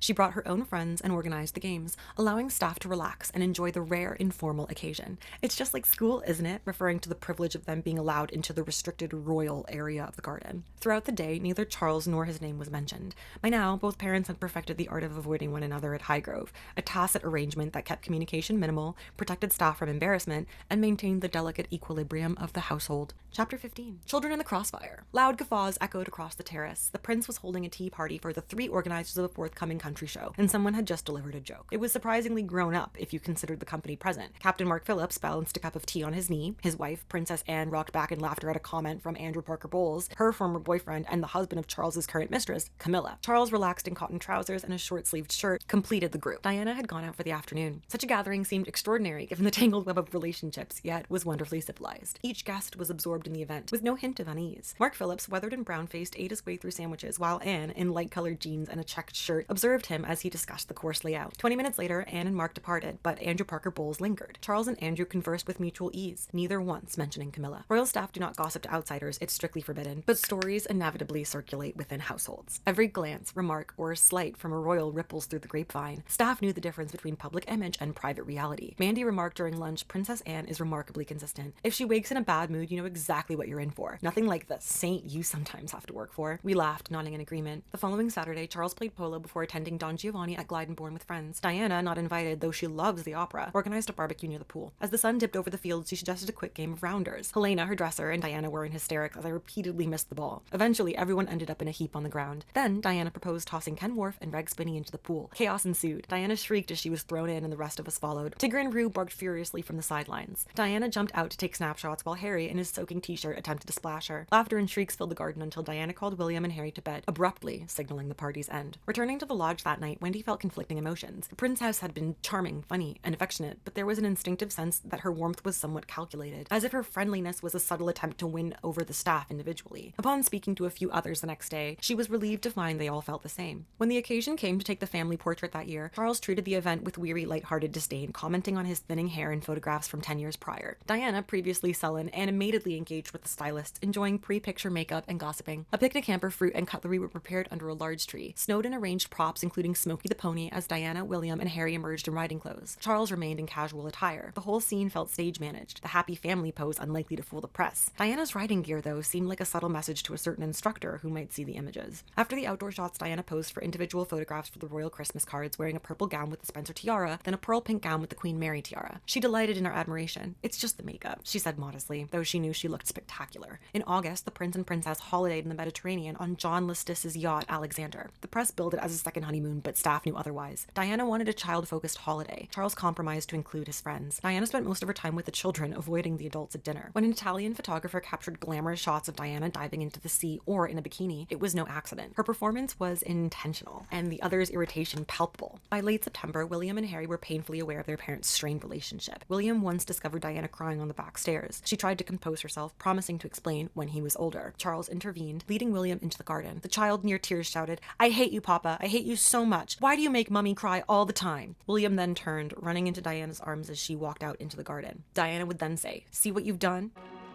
When William was 6, the marital problems between his parents came to a head. The journalists, although they suspected, pretty much 90% knew that Charles had returned to Camilla Parker Bowles, that nobody could write it, and so the public were completely left in the dark. At the beginning of 1989, Diana decided to confront Charles and his mistress. On one evening, Diana went with the Prince of Wales to the 40th birthday of Camilla's sister. She said to me, "You know, the Prince doesn't want me to come, but I'm going," she said, "because I know Camilla's going to be there." Almost immediately, I heard Diana shouting my name outside. I said, "Okay, what's going on?" You know, she said, "Oh, well," she said, I can't find the Prince, Ken. I can't see Camilla either. I need to go and find them." We descended some stairs to a basement, and there was the Prince of Wales sat with Camilla. I mean, just talking. And Diana was incredibly bold, and I haven't seen her do this before.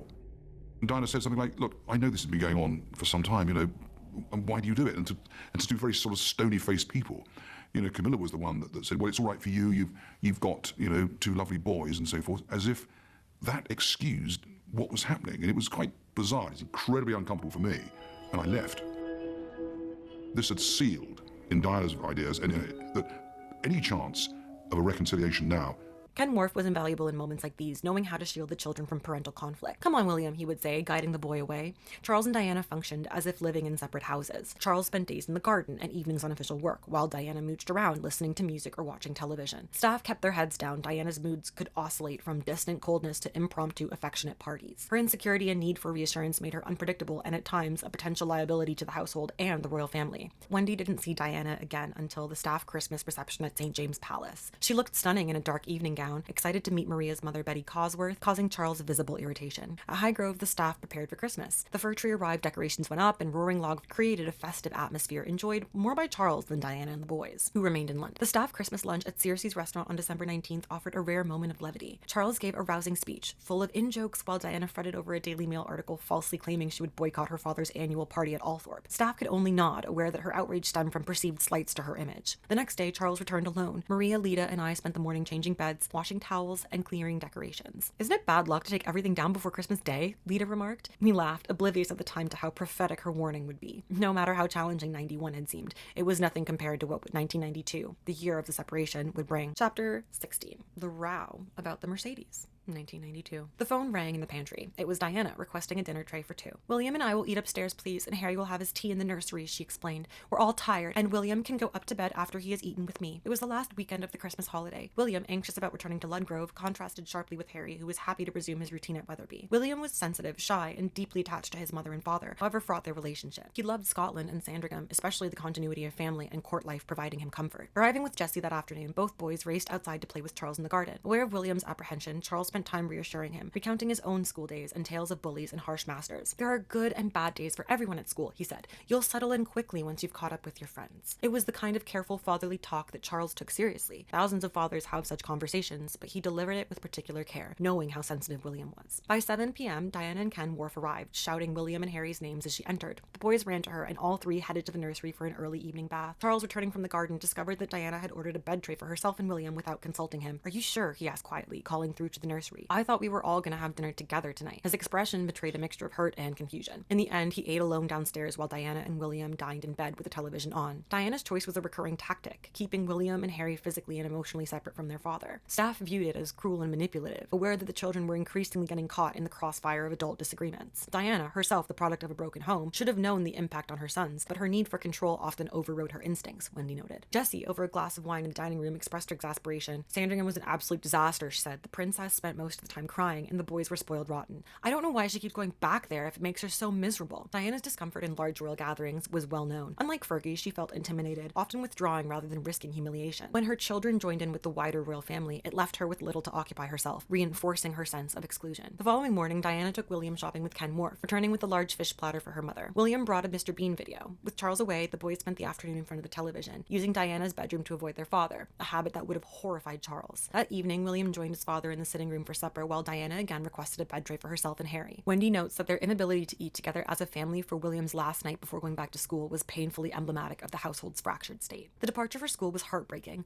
William fought back tears as Diana drove away with Peter Brown at the wheel. Charles called from the hall, hugging his son tightly and speaking quietly as the car pulled away. I know exactly how he feels, he said. I went through the same before every term started. Life for us can be made so very difficult. Diana telephoned soon after, expressing concern for William. It's so difficult for him, she said. No one really understands what it's like being caught up with the royal family. The phrasing was telling. Being caught up framed their status almost as a burden rather than a privilege. There are going to be some changes soon, she added. One of the first is my new car. You'll see when I come up the weekend after next. Charles spent alternate nights at Highgrove while Diana remained in London. She had no reason to visit Highgrove and certainly avoided spending time alone with Charles. The routine was well established. Charles hosted friends and business associates while Diana visited separately with the children, keeping the household in constant motion. When Diana arrived on Saturday, February the 1st, she pulled into the backyard in her new cerise red Mercedes. Ecstatic, she showed it off to staff while William and Harry repeatedly begged Ken to raise and lower the roof. Diana, undeterred by press criticism of her German car, insisted that she would keep it. I really don't see what all the fuss is about, she said. It's wonderful. I don't care what they say. I'm going to have the car that I want. Taking several staff for a spin, she drove with confidence, leaning on lessons from her protection officers. At breakneck speeds, corners were taken at over 60 miles per hour, and nervous laughter filled the backseat. But Charles, arriving later, deemed the Mercedes obscene during a recession, emphasizing the patriotic choice of his British Aston Martin. Their argument was heated enough that Diana stormed off for a long, solitary walk across the estate, refusing accompaniment. Staff, including detectives, generally allowed such episodes, knowing it was safer to let her vent and return voluntarily. Dinner that evening was another exercise in separation. Diana requested a bed tray, with Jessie bathing Harry and herself serving William. The following morning, breakfast was likewise delivered to the nursery. Charles, incensed, demanded that she come to the sitting room. She refused,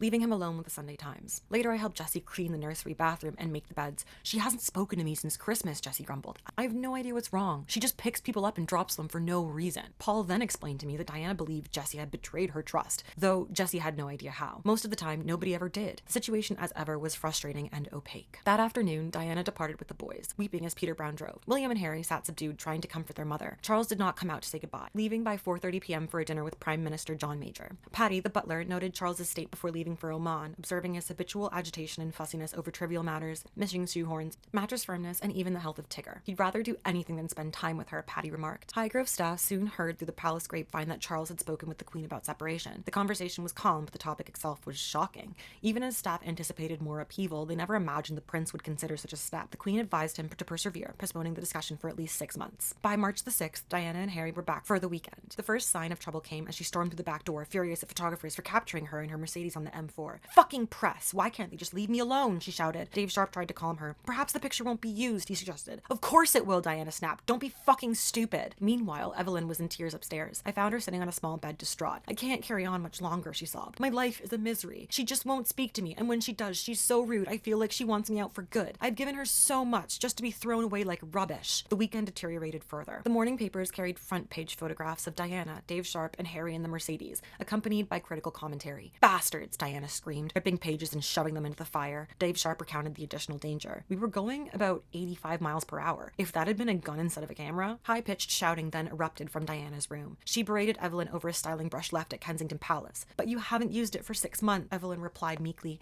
Get out! Diana yelled, slamming the door. I escorted a tearful Evelyn back to her room, and she spent over 2 hours retrieving a replacement from town, after which Diana decided not to use it after all. Oh, good morning, Miranda. Let me, Isaac. Why is no one ready? The details of your incompetence do not interest me. For the Winter Wonderland spread. Not wonderful yet. And you have no style or sense of fashion. Well, I think that depends on what you're... No. That wasn't a question. By all means, move at a glacial pace. You know how that thrills me. Please bore someone else with your questions. I thought you would be different. I said to myself, go ahead. Take a chance. Hire the smart fat girl. It's just baffling to me. Why is it so impossible to put together a decent run-through? You people have had hours and hours to prepare. It's just so confusing to me. They're showing a lot of florals right now, so I was thinking I could do a Florals? shoot. For spring. Groundbreaking. Did you fall down and smack your little head on the pavement? Not that I can recall.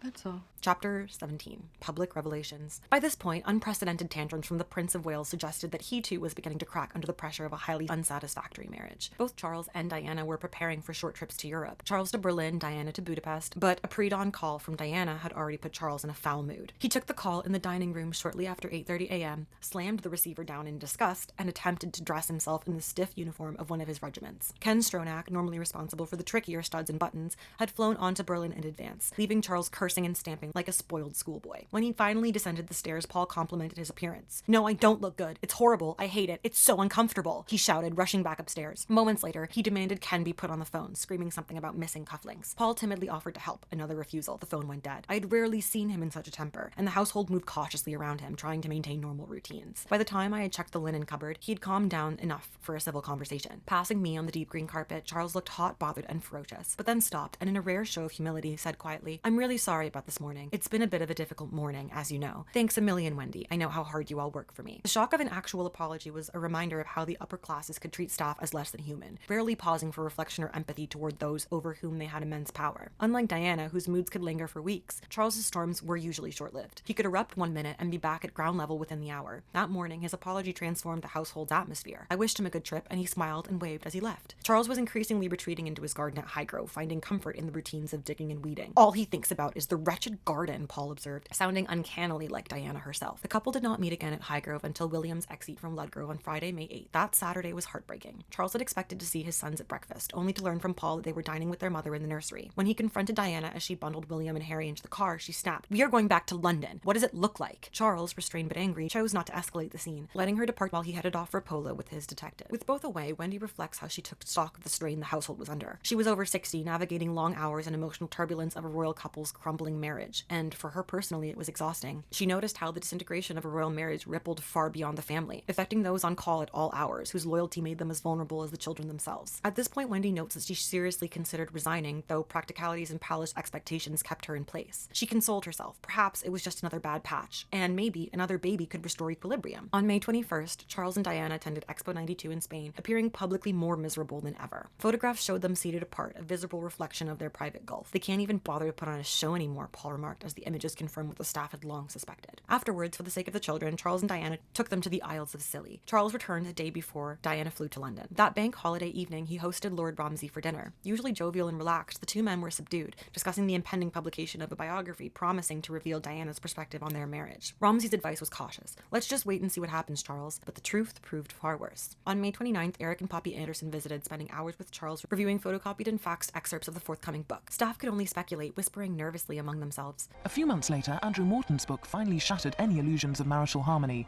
alleging that Charles had been having a long-standing affair with Camilla Parker Bowles. Diana was accused of complicity in the book's dramatic revelations. Later, taped conversations of a supposed phone call between herself and a male admirer were also published, adding to her pressures. The marriage between the Prince of Wales and the Princess of Wales has been characterised by a decade of anguish, anger and jealousy, because it's not been just a marriage between two people. There's been a third person there, Camilla Parker Bowles. The Prince's long-time relationship with Camilla has really been the cancer which has eaten away at the heart of their marriage. Revelations or not, the public show had to go on.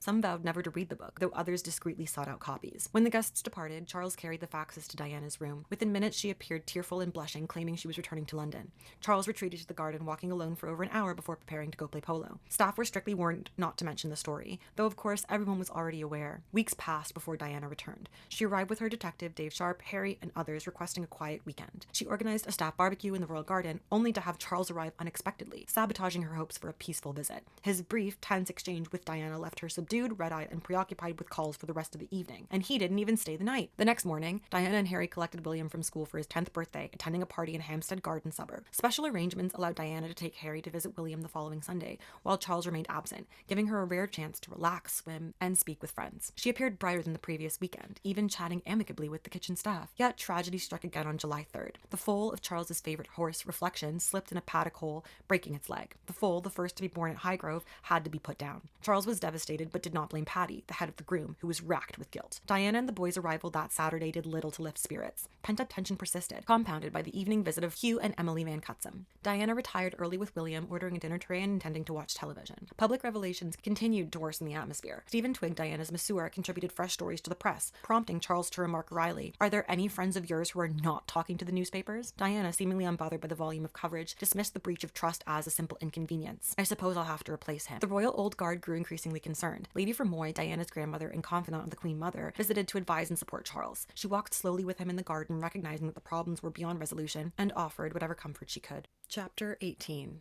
Final separation.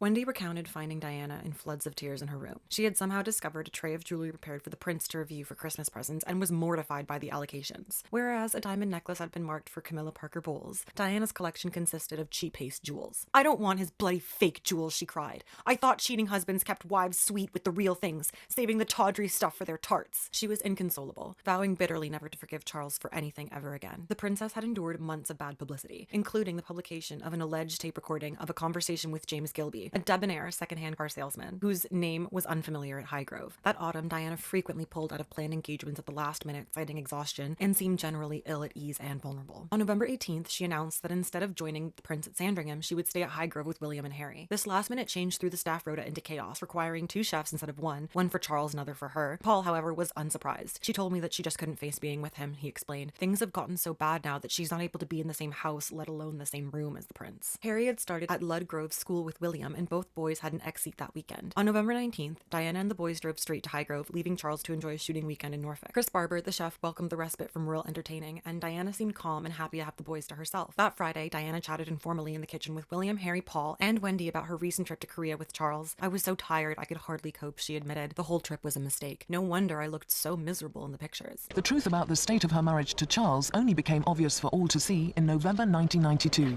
There in Korea, the deep-rooted tensions of a marriage in trouble broke to the surface. The charade was over. The body language said it all. Normally a master at hiding her feelings, even Diana knew the game was up. It was a case of just going through the motions. The irony of Charles's speech wasn't lost on his audience. We are fortunate, I think, in the depth of our relationship. In her own mind, Diana was already facing an uncertain future alone. By not maintaining the happy family facade, she was accused of attacking the monarchy itself. Diana concealed her marriage difficulties for several years, but by January 1992, her feelings had become too overwhelming for further pretense. Just before Valentine's Day in India, her presentation of prizes at a polo match called for a public sign of affection between man and wife. A turn of her head said it all. I felt very much for Prince Charles. I felt he was humiliated, and at first I thought, what a dreadful thing to do to your husband. But then I gave it some more thought, and I realised that Diana was just being honest and true to herself.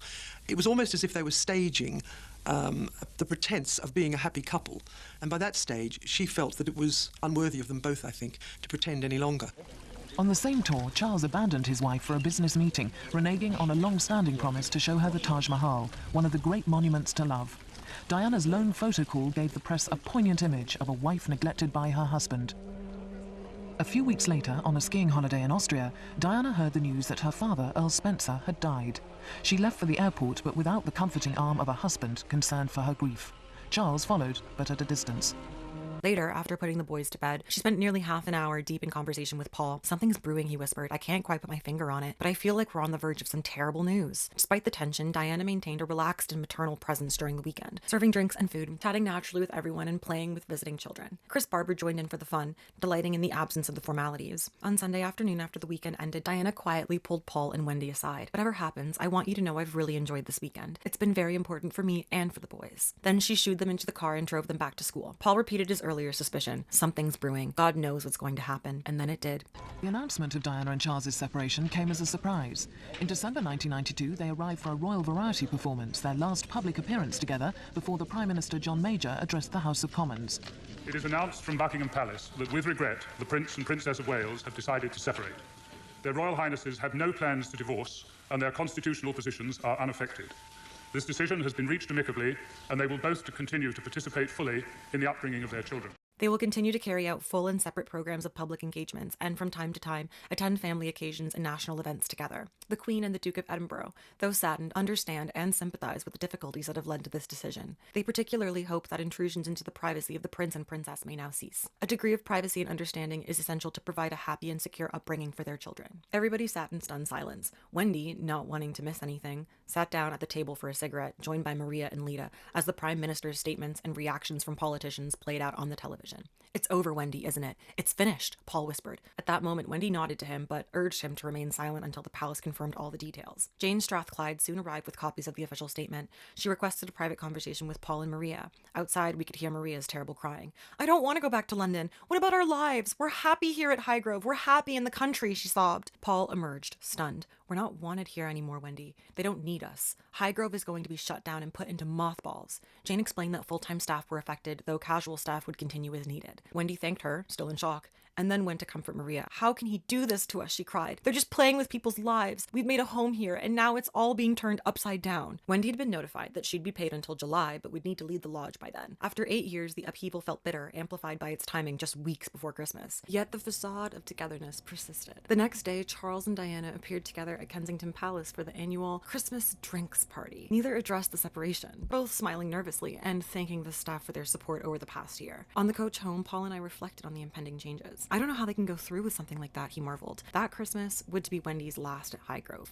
At the staff party in London, she notes how she was seated in a side room away from the main gathering. Only then did she grasp the enormity of what had just happened. Jade Strathclyde was by her side, but she couldn't console her. David White, the Highgrove orderly, tried to be kind, acknowledging the snub. Colin Trimming only added insult to injury by arranging a more prominent place for a policeman at his table. Wendy noted that she felt desperately miserable, sidelined, and deeply aware that this was the final insult. Chapter 19, Leaving Highgrove. Wendy notes that she would not see the Princess of Wales again until early in the new year. Diana had decided to spend Christmas with her brother, Earl Spencer, at Althorpe in Northamptonshire, and had been forced to leave William and Harry for part of the holiday because Charles wanted them at Sandringham with the Queen. When Diana returned to Highgrove on a dark, cold evening in early January, it was with her sister, Sarah McCorkdale, for a quiet late-night raid of a few personal items. Neither woman spoke to anyone, and the visit was kept entirely secret, aside from notification to the police. Under the cover of darkness, they went straight to the princess's sitting room. She immediately packed photo albums, video collections, and small photos she could carry. Larger items, her charcoal and pencil drawing of an Edwardian lady, watercolors of William and Harry,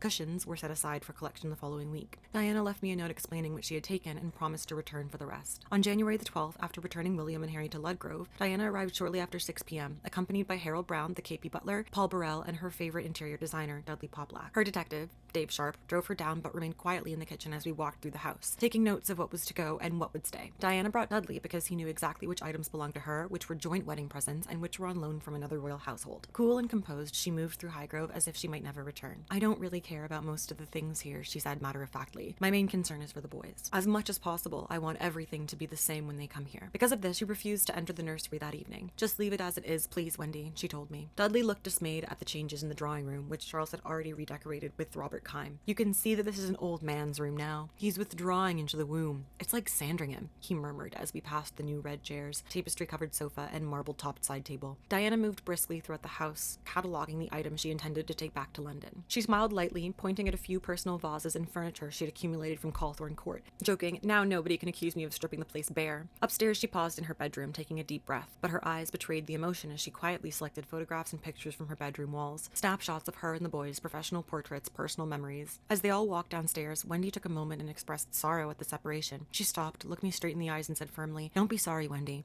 It's all for the best in the long term. It's been very hard, but everything will turn out much better for the boys. She promised we would see each other soon in London, then went to her sitting room to wait for Paul and Harold to finish packing up the car. The redecoration of Highgrove continued. Bookshelves in the princess's former room were ripped out, walls stripped of her influence. Charles was purging every trace of Diana, creating a fresh start for himself after years of unhappiness. Meanwhile, the storerooms and basements filled with official gifts and presents were cleared, piled into flames by Patty, including the finely carved wooden rocking horses, teddy bears, and toys sent for William and Harry. You start the royal service as a monarchist, but very quickly become a Republican, Paul once mused. For Wendy, watching those gifts destroyed was deeply upsetting. Charles made a solo visit to America, basking in the adulation of thousands. Back at Highgrove, he installed multiple secret phones to prevent any recurrence of the Camilla Gate leak, taking pleasure when Diana's personal line was permanently removed from her former room. With the princess gone, he settled into a routine of weekend house parties and intimate dinners, entertaining friends and advisors. Camilla Parker Bowles was conspicuously absent from these gatherings, leaving staff to speculate on the true nature of their private relationship. It was Wendy's last week at Highgrove. On Monday, with the prince preparing to travel abroad, she walked through the library with his snack bag, orange milk, cream, wheat germ, linseed prunes, and sultanes, when Patty burst in. Prince Harry's pony had broken its leg and needed to be destroyed. Charles responded, "There's always something dying on me," before taking the news in stride. It was Wendy's last day and the last time that she would see the prince, and they took a moment to have a conversation. Before leaving, he handed her a leather-bound photograph of himself and a small silver box embossed with the Prince of Wales feathers. "Thank you so much, Wendy, for all your hard work," he said warmly. "I know this isn't very much of a parting present, but I want you to know how much I appreciated having you here. Do come back to see us at St. James whenever you want. You will always be welcome." The following Friday, Wendy returned for one last farewell to the staff. After all the final goodbyes, Diana rang her several days later to invite Wendy to a farewell lunch at San Lorenzo, which was her favorite London restaurant. Meeting at KP, a small party of about 10 of us traveled to the restaurant, where we were given a private upstairs room. During the lunch, Diana presented her with a signed photograph. "For your collection," she whispered, "as you go out into the real world." Shortly afterwards, she left with her female detective for an appointment, leaving the rest of us to continue celebrating. Ken Worf and the policeman spoke candidly about how life had changed since the separation. "She seems to have started to get what she wants," one remarked.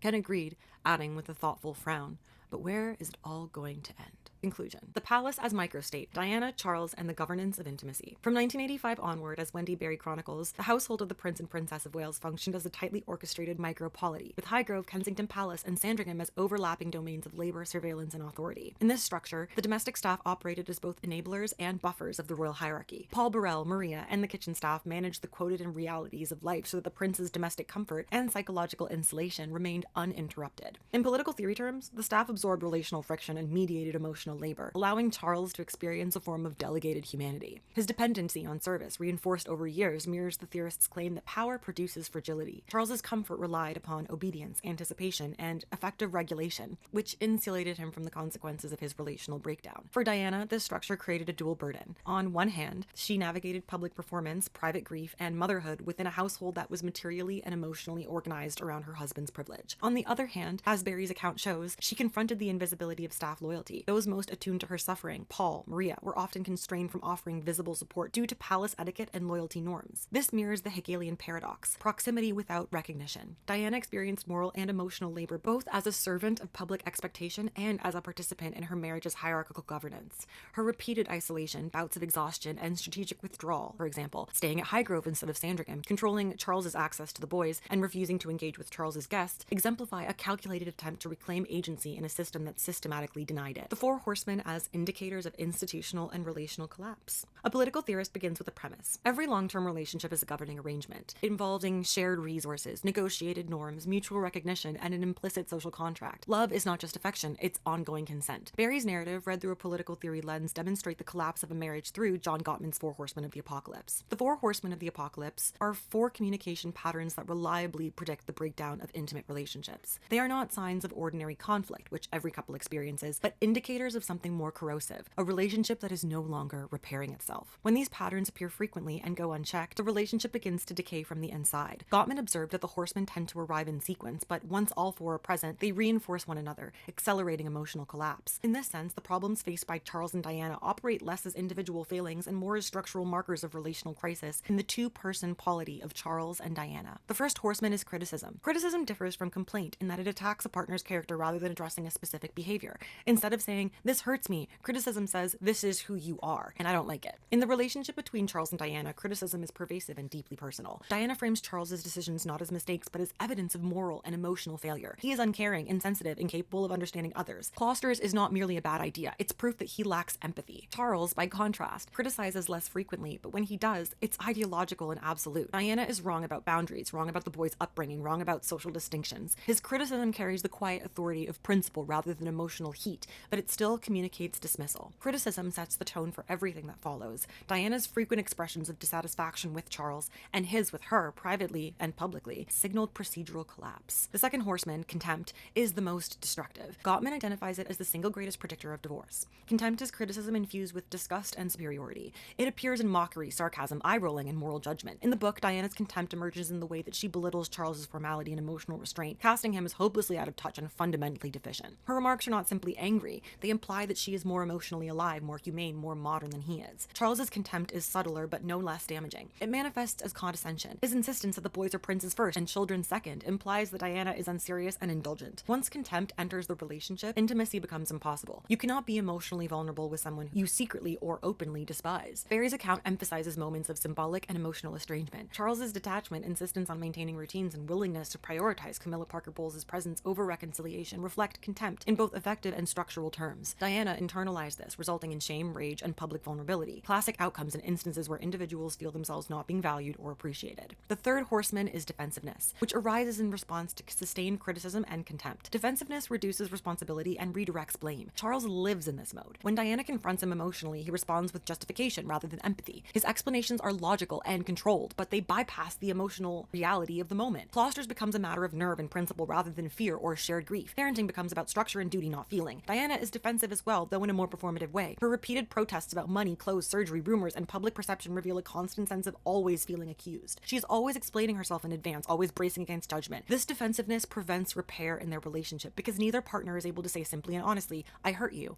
and I'm sorry. Defensiveness is pervasive in both Charles and Diana's conduct as the marriage further collapsed. They retreated into their own separate routines, established by their own varying control over personal and staff communication, and generally avoided accountability for their respective marital estrangement. Staff, Berry notes, were caught mediating between their defensive measures and the couple's needs, highlighting how defensiveness in a private polity reproduces systematic relational strain. The fourth and final horseman is stonewalling. Stonewalling is emotional withdrawal, silence, disengagement, physical or psychological absence/distance. This is Charles's most consistent response under stress. When conflict escalates, he retreats into work, routine, gardening, or geographical distance. Gottman emphasizes that stonewalling is often a physiological response to emotional flooding rather than intentional cruelty. The stonewaller shuts down because they cannot cope, but to the partner left behind, it feels like abandonment. For Diana, Charles's withdrawal confirms her deepest fear, that she doesn't matter. The more he disappears, the more desperately she escalates. The more she escalates, the more he retreats. The cycle becomes self-perpetuating. Diana's eventual physical and symbolic withdrawal, refusing to spend nights at Highgrove, controlling access to his children, and embarrassing Charles in public, represents stonewalling from the other perspective. Berry documents these measures as deliberate strategies used to protect the peace and as an attempt to make things bearable for William and Harry. What we see here is both elements in the relationship actively refusing meaningful participation within the marriage. Viewed through Gottman's framework, Charles and Diana's relationship did not collapse because of a single betrayal or defining argument. It unraveled through a long accumulation of failed repair attempts. Early moments of warmth, shared laughter, family evenings, brief domestic happiness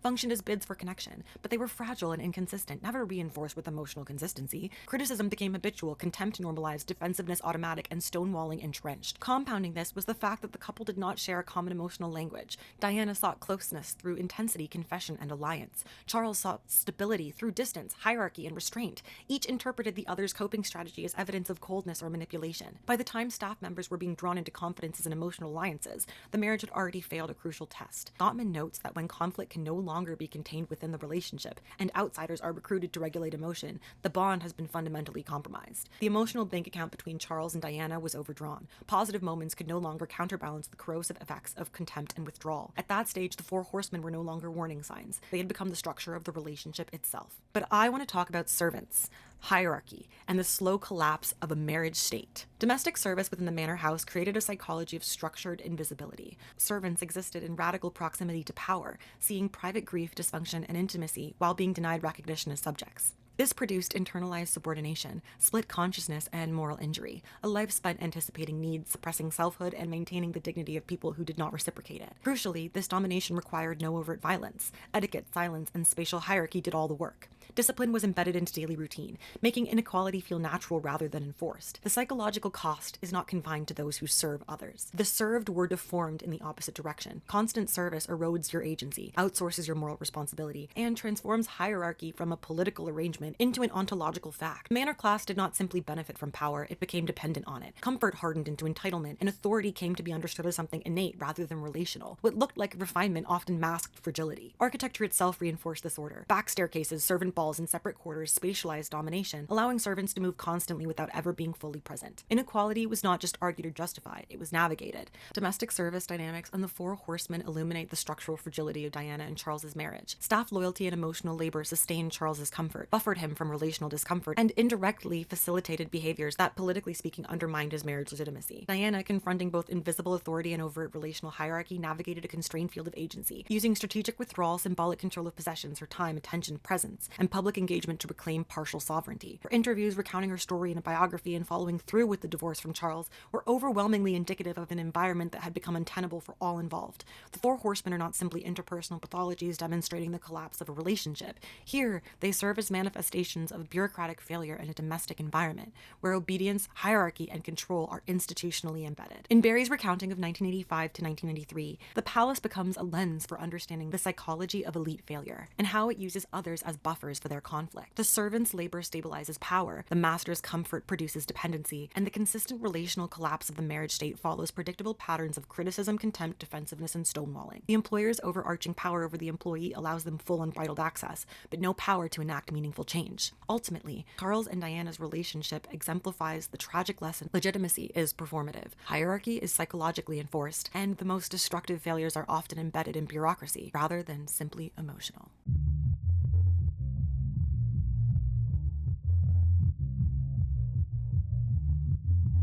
And oh my god, if you're still here, thank you for watching this video. It took me like 4 hours to film. Gilly is angry because I just woke him up from a nap to say hello to everybody. So he's waking up at the moment. But I hope you're all doing well. Thank you for watching. Thank you for 4,100 subscribers. Please leave me a nice comment. Comment MVP if you made it this far, obviously. And do comment if you have any ideas of books you'd like me to read, things you want me to watch or talk about, because I would love to know what you guys want to hear from me. From all of us here at Studio Meeks, stay safe, my sweet baby angels. Thank you for watching, and we will see you in the next one.